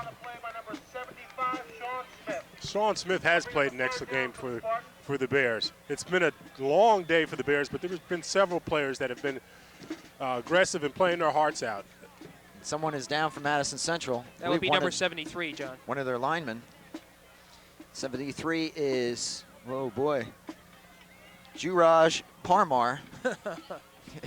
God knows we'd get someone like that with that kind of name, but apparently the young man is having some problems with his legs. Well, I can tell you that Madison has already substituted liberally in the offensive line. He is not one of the regulars. I'm glad he doesn't run the ball often. Clock stopped with 2:49 to go. Madison Central will have a 3rd and 3 on the East Brunswick 20 when play is resumed. And I have to say, to the credit of the East Brunswick fans, those stands remain filled, and that's a nice sign. You bet. And it was a case of where East Brunswick ran into a buzzsaw. This team seems to be predestined. That is Madison Central. They're rated number 2 in the state, according to the Star Ledger right now, and I'm not so sure that they're not the best team in the state. I'd like to see who could beat them, quite frankly.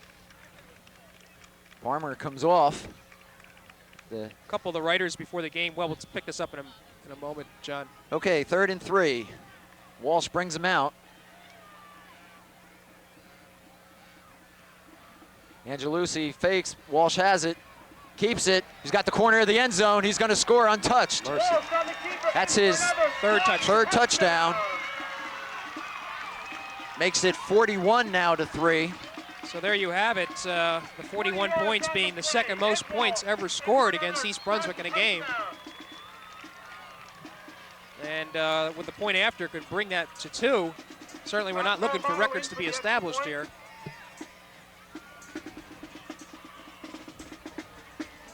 And East Brunswick simply is just not playing up to the level of intensity that you would expect with the score being, and I think Madison has taken advantage of it. And Phil, wouldn't you agree that we've seen the last of Ed Walsh tonight? I guarantee it. Amato now for the 42nd point. Gets it up, and it's good. 42-3 with 2:31 to go in the third period. 42, East Brunswick 3. And Jim, you made a point before that I think we should not lose sight of, and that is East Brunswick has a tough game next week against Bayonne. Bayonne, who East Brunswick has never played before, but the Bears have never been known to shy away from the best competition that's available, and I think that's evidenced by the series with Cherokee. Bears have pursued that for a while. Bayonne is a past state playoff team. I'm not sure if they're going to get there this year. They do come in with a 4-1 record. Or excuse me, it might be 4-2. I have been told that they're not the type of team that they have been in the past. Still in all, East Brunswick is probably got some severe wounds emotionally after this game and need to be able to just pick it right off.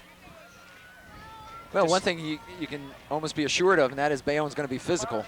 They certainly will. They're big and they're tough, and as we mentioned, with state playoffs looming, they got to get it. They got to get their act back together. Amato hits it on the ground. Goldstein picks it up, goes right up the middle, and gets a little running room as he crosses the 45. And no guessing here. There's no way they're going to kick it to Trent back there. 45-yard line, first and 10. Even with the score 42-3. We may have Walsh out on offense, but he's certainly in there on defense. He's there on defense. Well, I tell you, I've seen enough of this kid to know that even as a defensive back, he's an excellent player. All right, the Bears take over, 2:10 to go, third period. Ball on their own 45, and they run it up the middle, and that's Goldstein, and Goldstein fights his way for 6 yards. And he hasn't given up. Good hard running by Goldstein. Matter of fact, all of the defensive backfield, starting defensive backfield is still in there.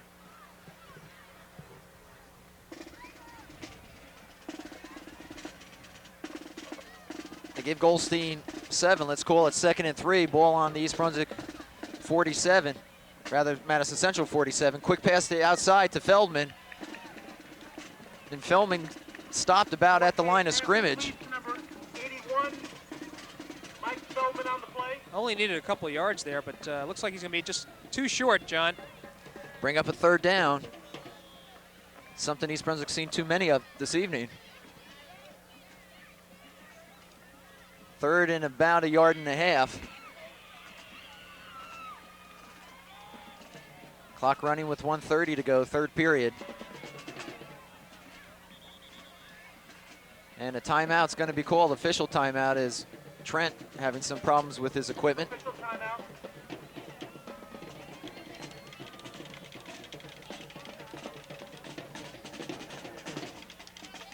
And we're about ready to go.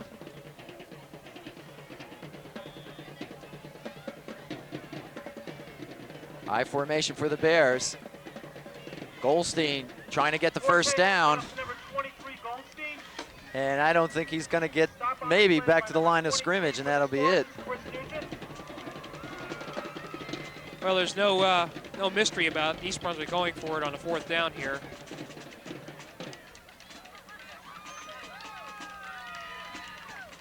Fourth and 1.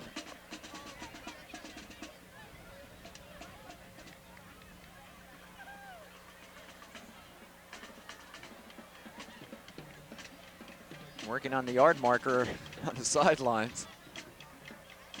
Well, 4th and 1, do you play action, John, and try to surprise somebody, or do you just go on and attempt to pick up that first down? I don't know if I want to say, Phil. I'm in the doghouse for calling for the tight end for the last 6 weeks, so. I may try Forte right up the middle. He's big and strong. Well, they'll put it in the air. Screen. Little dump over the middle to Potter, and he'll pick up the first down at the Madison Central 40. And that's his 3rd reception this evening. Mike Feldman. Stop on the play by number 40, Steve Colavito. First down, East Brunswick.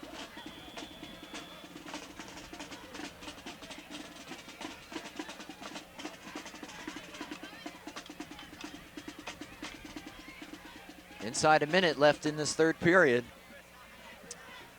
1st and 10 for the Bears. There's that draw with Goldstein. Ball's fumbled and recovered by Madison Central. 2nd turnover tonight for East Brunswick. Credit John Santora with a terrific hit. And East Brunswick players not getting up. That may be Goldstein. Goldstein, as well as number 72 for East Brunswick, Mike Napchin, getting up slowly as well. But Goldstein is still down. I'll tell you, he was hit tremendously hard. Steve Hamilton coming up with the fumble for Madison Central, but he was racked. That's one of those quality players for the Spartans. Santora playing on nose guard. Real tough player.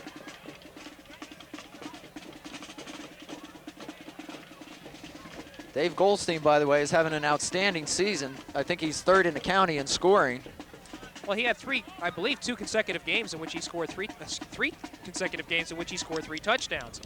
Wasn't involved in the scoring last week against Stevens, but still continued to be the main yard gainer for the Bears. He had 76 yards. And as you look at Dave's Goldstein lying on the ground, in his shadow there, you see number 34. And we could talk about the what-ifs all year. Yeah. And it keeps going back. Mark Harmon, destined to be one of East Brunswick's all-time great offensive running Well, play backs. Phil, I go back to a game in which we did 2 years ago. It was in Brick Township, I believe, and you made the statement at that time that Mark Harmon has a chance to be one of the best running backs the East Brunswick ever had. That's right. Until that very unfortunate knee injury in the last game of the year. Against Madison Central in Madison that playoff Central. game. Exactly. And I think it's not unfair to say that he just hasn't been the same since. Well, he hasn't been the same. He's shown an awful lot of heart to be out there defensively, playing as well as he has. But he's gone through an awful lot just to rehabilitate himself. Well, just when we thought we saw the last of Ed Walsh, he's back at quarterback. That is amazing. With 43 seconds to go in the third period. And that's Angelucci. No, Walsh keeps it, and he's got the outside again. There's and the a ball. flag is thrown. On the keeper.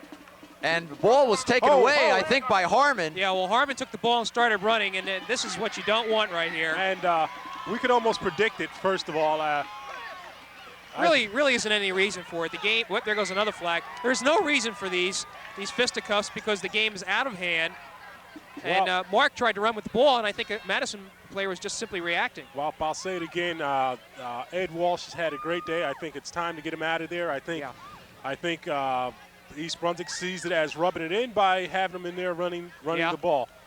And DeMarco might do well to take him out. I don't know what purpose it serves at this juncture of the game. Well, he's already gone on record as saying that he's the most integral part of that offense. I think we've seen quite a lot of evidence of that. He's integral, but Donnelly has run that wishbone as much as Walsh has this year. And quite frankly, Donnelly's going to be the quarterback for next year. So and next year will be a different team, Phil. I have to tell you, I don't think that Brian Donnelly is even close to being the type of player that Ed Walsh is at this point. Well, all I'm saying is it's a great opportunity to give him some experience under pressure here, and they don't seem to be taking advantage of it. Well, it may be sour grapes on our part, I don't know, but I just think it's time to get him out of there. All right, there's a clip against Madison Central. That was the initial call. Then a dead ball personal foul against East Brunswick. So you add it up. We'll see what happens. East Brunswick has not come out on the field yet, and their offense seems to be strutting out now. So the ball will go over to East Brunswick on the fumble recovery.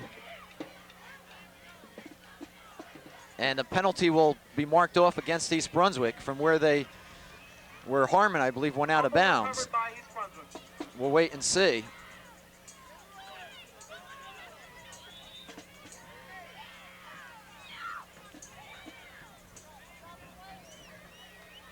We still have 26 seconds remaining here in the third period.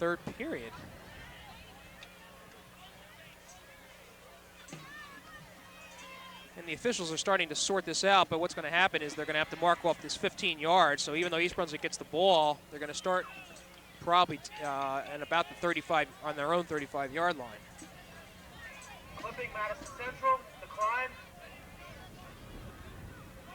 Dead ball foul.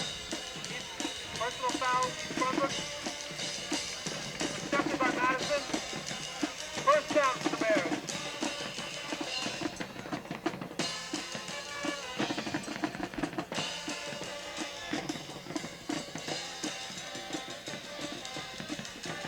So as they sort things out, East Brunswick will take over on the fumble recovery by Mark Harmon. The ball will be on the, and Madison Central calls a timeout. In the meantime, the ball will be placed on the East Brunswick 34. And it'll be 1st and 25. And that I don't understand.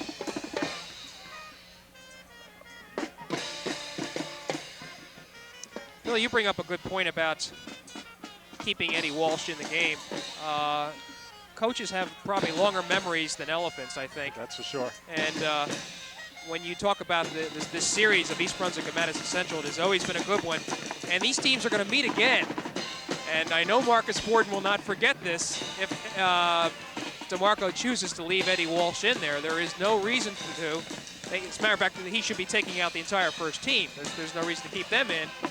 And I'll tell you what, this may turn out to be very interesting. Well, if I know Marcus, he's really not going to say anything about it. Marcus, as you know, happens to be president of the Coaches Association for the GMC, and he he wouldn't cry about it. He would probably never say anything about it. But you and I know it's the symbolism behind it. It's Yes. you know it indicates you may be rubbing it in if you don't have that intention or not.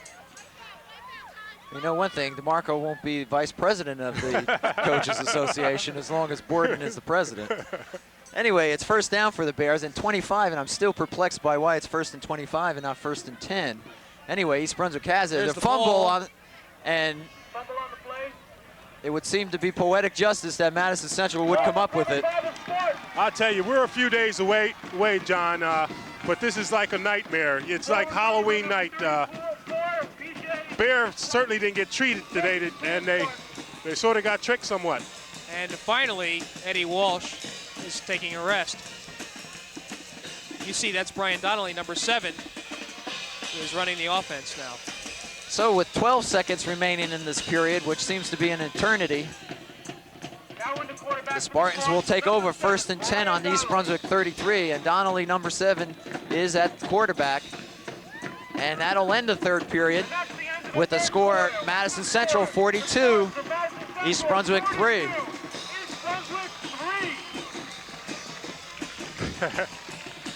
Well, I tell you, DeMarco probably say to us, "What are you guys talking about? I took my quarterback out in the third quarter. What do you want?" That's true. Oh, Lord. Well, let's just hold it in abeyance, and the chances are that East Brunswick may see Madison again this year. We'll have to just wait and see. Quite possibly.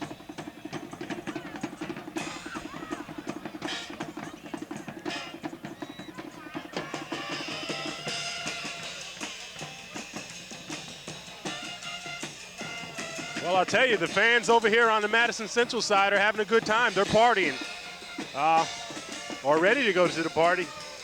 And well, they should.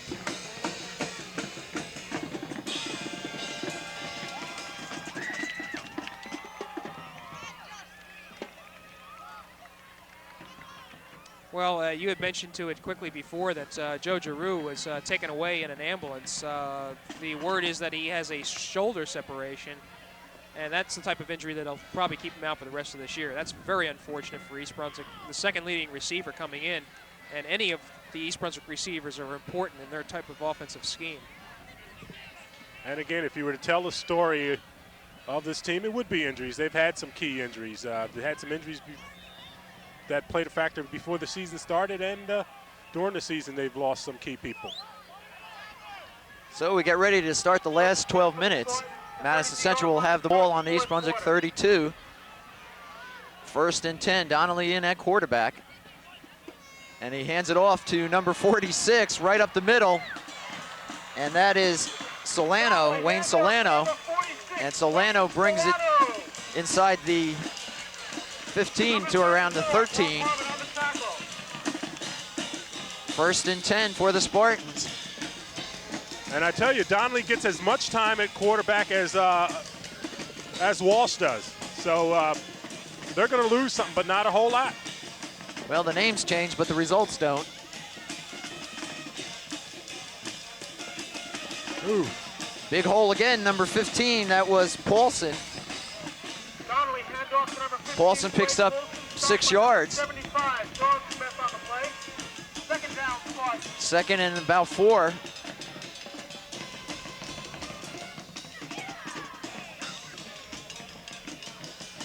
Ball resting on the East Brunswick 7-yard line.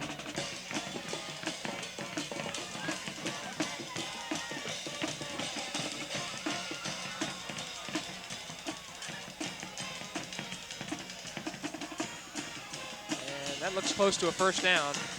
Amato, that is, number 45, with the carry and a flag, and now we're getting into some tempers flaring. Right, and the officials are probably making very, very sure that that the players do not take any liberties with either their mouths or their bodies.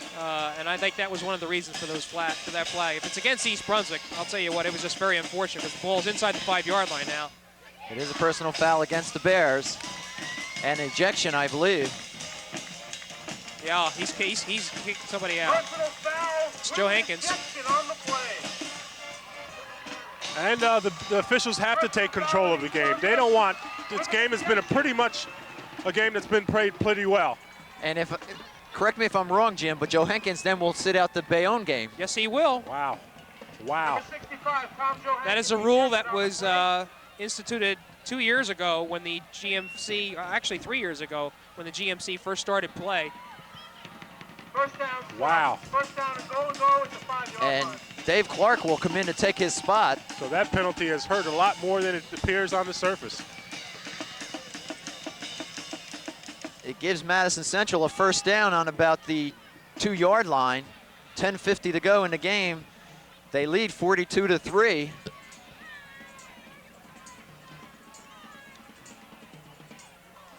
Ooh.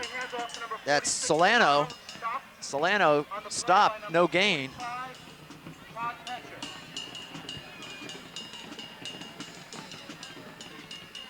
Todd Petchar on the tackle. Good hitting there, too. Second down and 2 to go for the score.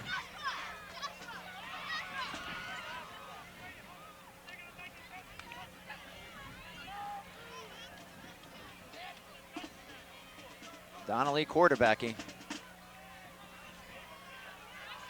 Touchdown, I believe it was Amato. No, There I'm it sorry, is. number 15. That's Paulson.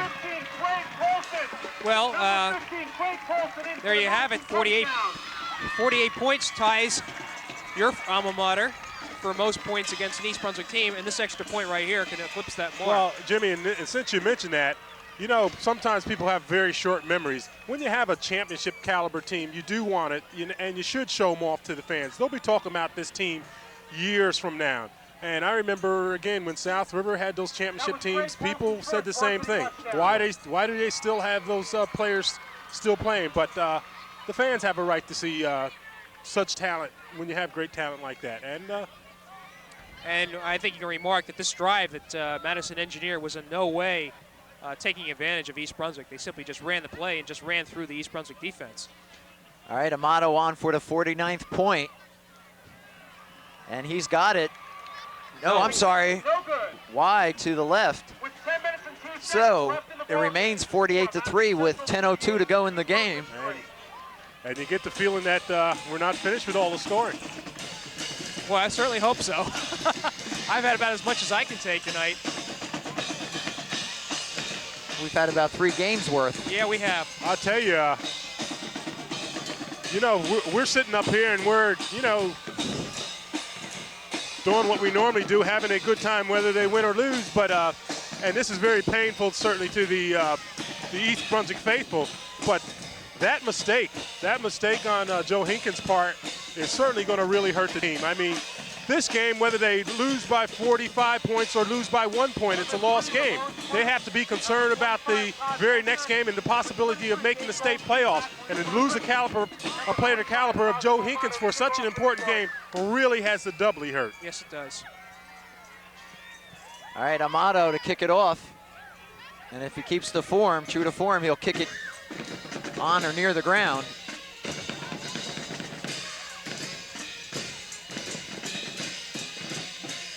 He does get it up in the air. That's Todd Pektar fielding it, and he gets dumped hard. Nailed by Nugent, 23, and I've been watching him for about 3 or 4 games now, and he leads the charge on special teams. Just comes down and is sort of kind of like a suicidal maniac down there.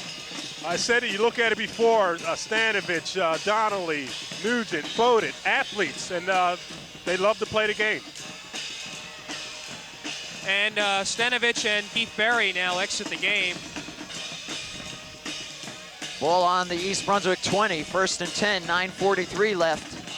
48-3 is the score. Forte still in at quarterback. And that's Goldstein. I'm glad to see him back. Flags all over, and I think Feldman was moving.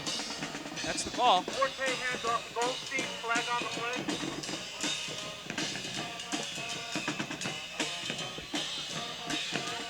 Phil, I would think if you're Marcus Borden at this point, you'd just like to see a sustained drive, just something of to work off of for next week, to come back and say, hey, we've got it. First of all, you don't want the players that are in there to give up no matter what. And secondly, you certainly hope that you don't get any injuries. Like I said, this game is in the bag, but they have to be concerned about what's going to happen down the road. Penalty will move them back 5 yards. 1st and 15 now. Ball will be at the East Brunswick 15. No mystery as to what East Brunswick's going to do.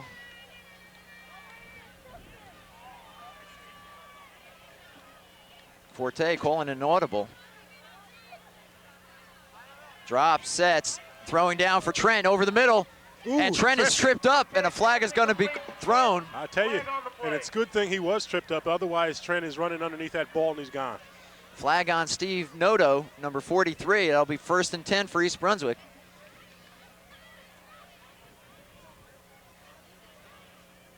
Call is interference.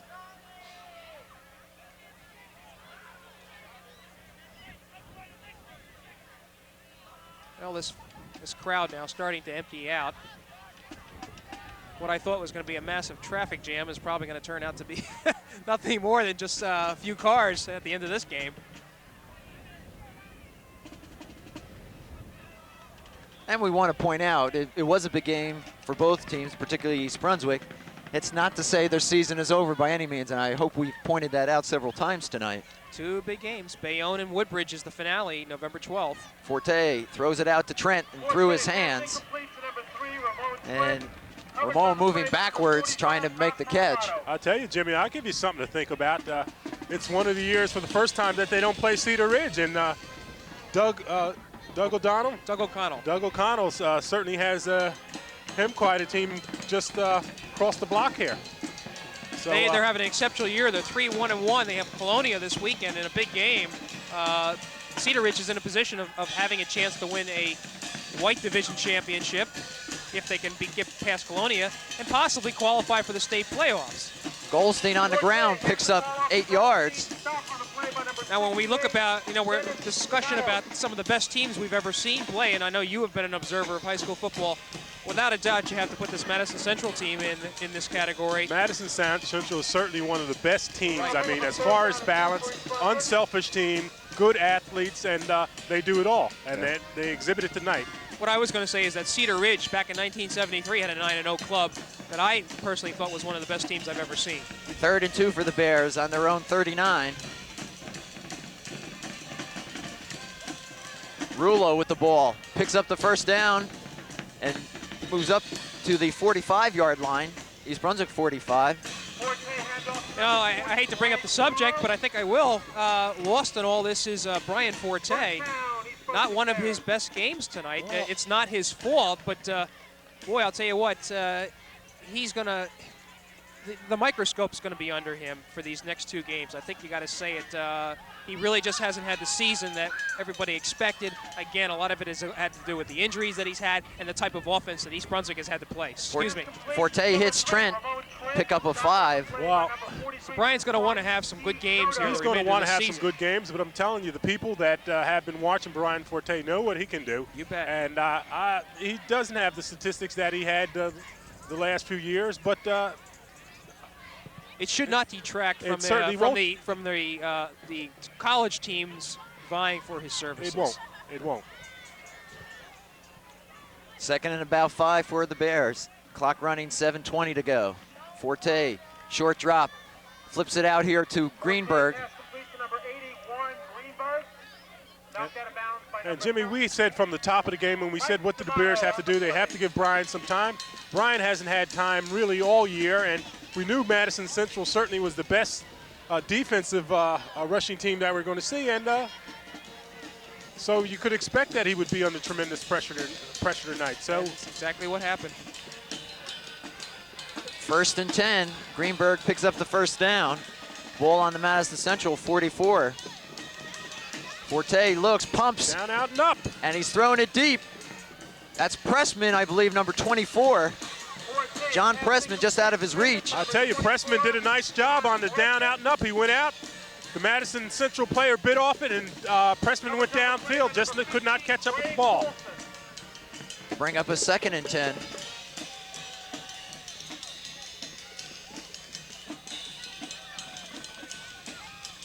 Wow, do you believe 7 minutes are still left in this game? It seems like an eternity. Well, we're just pleased to be able to bring you this game tonight.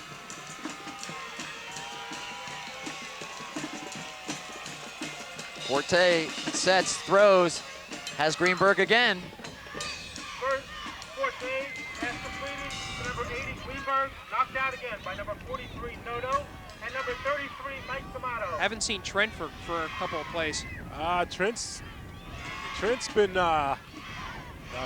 hit several times very hard. He's been down there making some great defensive plays, and he's probably just worn out at this juncture.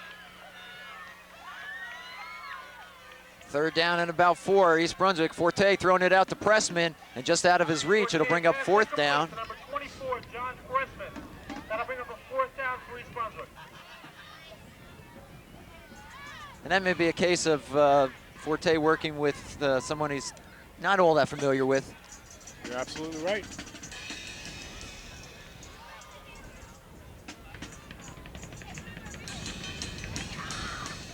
Scanning the bench of East Brunswick, some dejected faces. Trent is sitting at the bench along with Mark Harmon. These are the leaders of this team, and they probably take it harder than anybody else. Forte's intercepted. That screen pass up the middle, picked up and picked off by Mike Abzarni. Tackled by Brian Forte. Forte in on the tackle, but it'll give the ball to East Brunswick, and some nice gesture there. DeMarco hugging Brian Forte and talking to him on the sideline. And tell him he's okay, don't worry about it, and you know. Question, would he hug Marcus Borden that way? I'm just being facetious. Marcus Borden hug Bob DeMarco. Was a nice sign, though.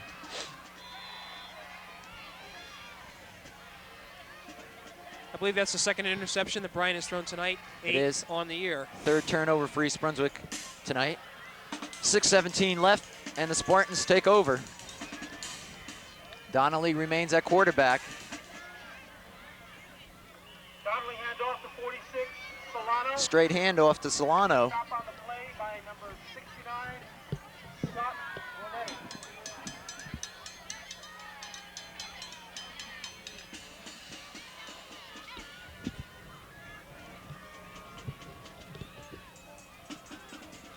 So East Brunswick will, after this game, obviously get together, regroup, and get ready for Bayonne. Well, they have to, John. They just simply have to. As Jimmy mentioned, they're still in this playoff picture.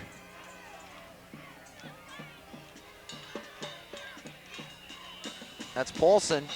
Donnelly hands off to Paulson. And it looks like an East Brunswick player is down. Boy, you don't want to see that. We can't pick up who it is. And he seems to be in a lot of discomfort. Another East Brunswick player down on the field.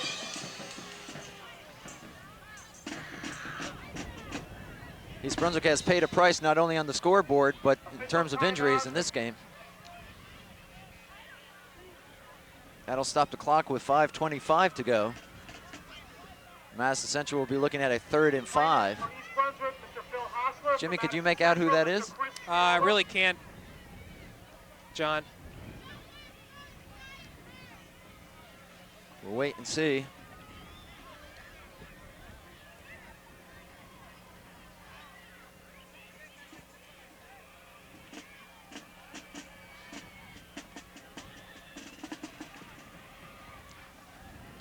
Well, most of the many of our viewers will be watching this game on Halloween, and it's truly been a nightmare in Old Bridge.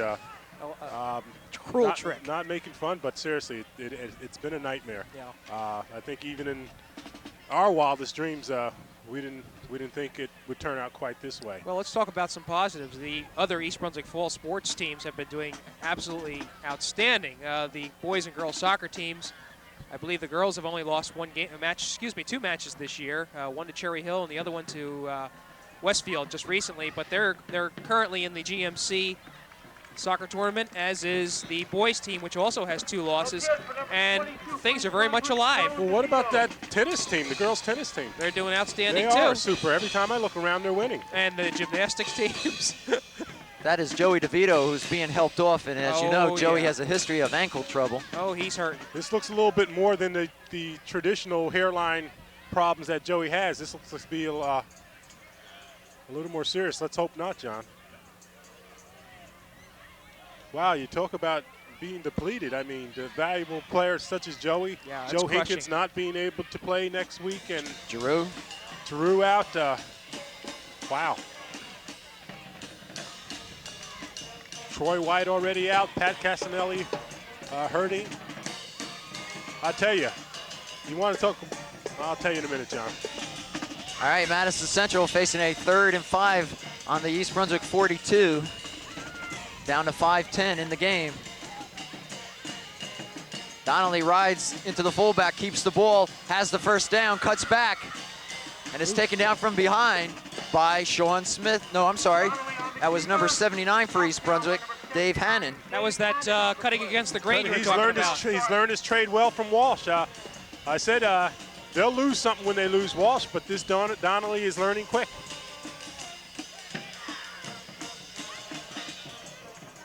Well, he's the only underclassman in the starting lineup, quite frankly. I think Madison's going to lose a lot after this year. 1st and 10 on East Brunswick 31. This is Paulson. Paulson will pick up 4 yards. Well, Madison will lose a lot, but so will the Bears. We'll lose an awful lot. I'll tell you, I was saying before, Troy White, I saw him last week at the game, and you want to talk about a nice kid. I said, Troy, how you doing? He says, I'm okay. He says, I just wish I was playing, though. I really like to be in there helping my team. A very nice young man, though. 2nd and 6. A little counter move outside, and that's Solano. Boy, they're getting close to another first down here.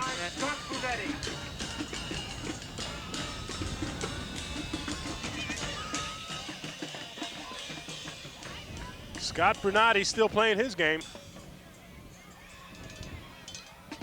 Mention again that East Brunswick's 48 points scored against it, the most that ties the record. It was set in 68 by South River. All right, the Spartans facing a 3rd and 1 on the East Brunswick 22. Ooh. Right up the middle goes Solano. And, Touchdown. Well, now that is a record. 56 points. And I think East Brunswick is just in a state of shock right now. It's more than even we even imagined. I'll be honest with you, I'm in a state of shock. Well, you know. Say what's on your mind, Phil. Madison was not trying to run up the score by no stretch of the imagination. Well, we just heard the PA system say that was the young man's first varsity touchdown. He's probably a senior that doesn't get a lot of playing time, and he's happy to score. So I said 56 points. It's 54 right now with the point after attempt. And Motto's on to tack on the 55th point. Goes a flag. I'd like to see the offensive statistics for Madison after this game. Well, they've clearly stamped themselves, and they've sent a message out to the state that we are a powerhouse and Exactly. to be considered perhaps the best team in the state. Well, They're that's what I sending a was clear gonna say. message out. That, Phil, I was going to say that the Newark Star Ledger, which is one of the few papers that do statewide coverage and is pretty reputable as far as picking a top 20 in New Jersey. Well, that's not has to true. make- They always pick Union, and Union for years is never Do you that think great. do you think they can overlook this game right here No and not way. consider Madison number 1? Amato gets it up and through, and it is 55-3. And I think the amazing thing for me is not so much the 55 points scored by Madison Central, but only the 3 points scored by East Brunswick. Well, we knew that Madison Central had an exceptional defense. They have proved it all year long that even though they can score points, they are also an excellent team at denying the opponent, and that they have done tonight. Jimmy's got a good point. Everybody's talked about the wishbone.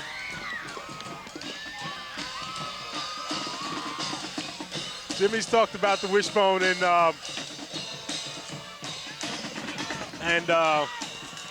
everybody knows that Madison's had a great defense. We're up here looking at a sign some Madison Central fans are ribbing us with about East Brunswick. We got to take a lot of briefs being over on this side. 3:21 left in the game. And that's all that needs to be said at this point. Yeah. Seems as though we've spent a week here tonight.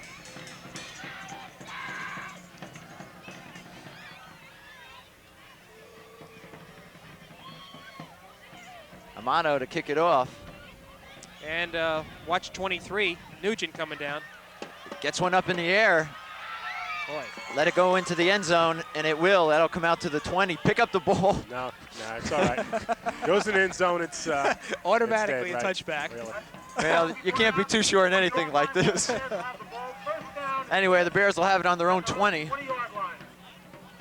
Again, ladies and gentlemen, all exits will be open as you leave tonight. Both the Route 516 exit and Ticetown Road exit. Well, the only good thing that come out of this is I'll be able to find my car and get out of here easy tonight. Well, a few bad things have happened for me. My binoculars fell through the seats here. I went down at halftime to retrieve them, and of course they're gone. So. Well, the bad thing for me is I have to interview Marcus Borden after the game. Good luck. If he'll talk. Good luck. Forte's still in. The Bears will take it 1st and 10. And Goldstein, nice hole. Dave Goldstein still on his feet for a first down and gets up close to the East Brunswick 45. And I tell you like to see that. He hasn't given up.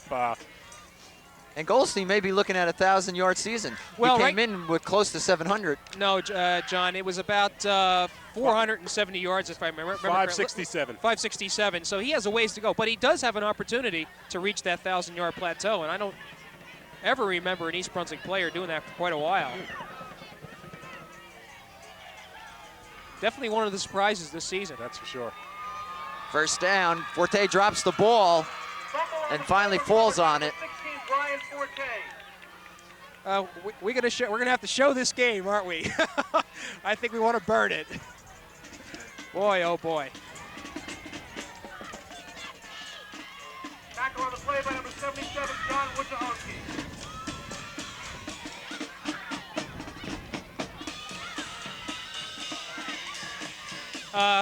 Well, I'm looking down at the sidelines, and there's a Gatorade bucket that some Madison players are corralling around.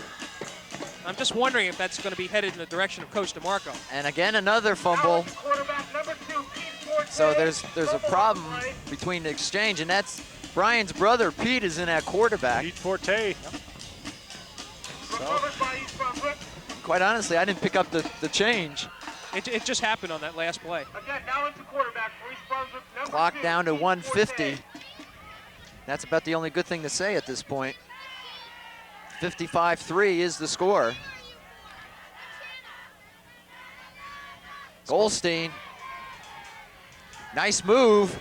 Dave Goldstein knocked out of bounds. Boy, doesn't he show some nice... And a flag is thrown. An official threw a flag for a purportedly late hit. I'm not quite so sure. He was pretty far away when he threw the flag. The official that was nearest the play did not throw a flag. So, well, I was marveling the way Goldstein carried the ball that time. He shifted, changed hands, did exactly what you're supposed to. I think you're right, Jim. He has been one of the nice surprises of this year, and he's really earned all the accolades that he's received. He's worked hard this year. Personal foul. The personal foul will be against Madison Central. It'll give East Brunswick a first down as they move the ball into Madison Central territory. They just doused one of the coaches there. It's probably the defensive coordinator, and they're hoisting him up right now. It's not DeMarco. They wouldn't be. That's not DeMarco. Forte gives off to, I think that's Pilato. If I'm number not 42. yeah. It is. It's Mike Pilato, who has played in the defensive backfield this year. That's probably his first offensive action. The Madison Central Spartans are having their home competition. Come out on Sunday at 12 o'clock for the Madison Central Marching Spartans home competition. Down to 1 minute left in the game. East Brunswick with a number of changes in the offense. P. Forte at quarterback. Hands off to Pilato again. Down to 50 seconds. Forte handoff to Goldstein, stopped by number 33, Mike Amato.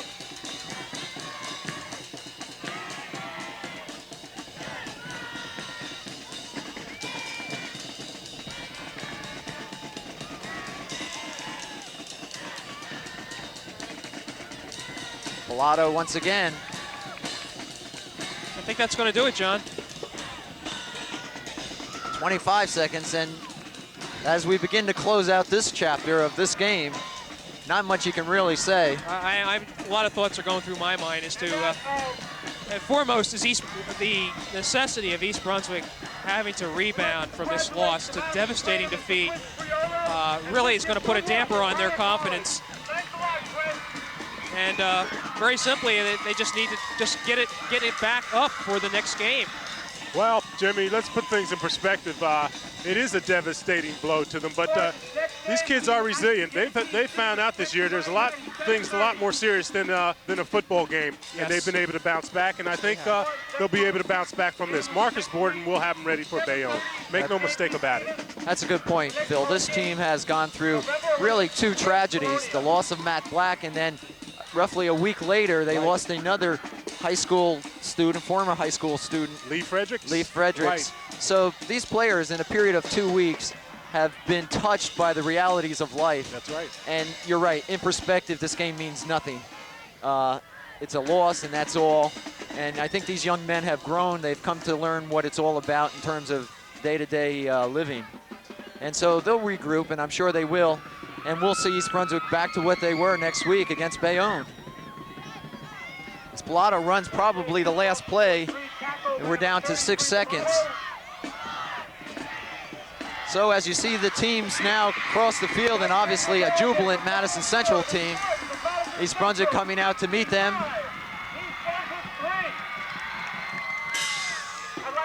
It was a total Madison Central victory, as Marcus Borden goes across and talks to Coach DeMarco.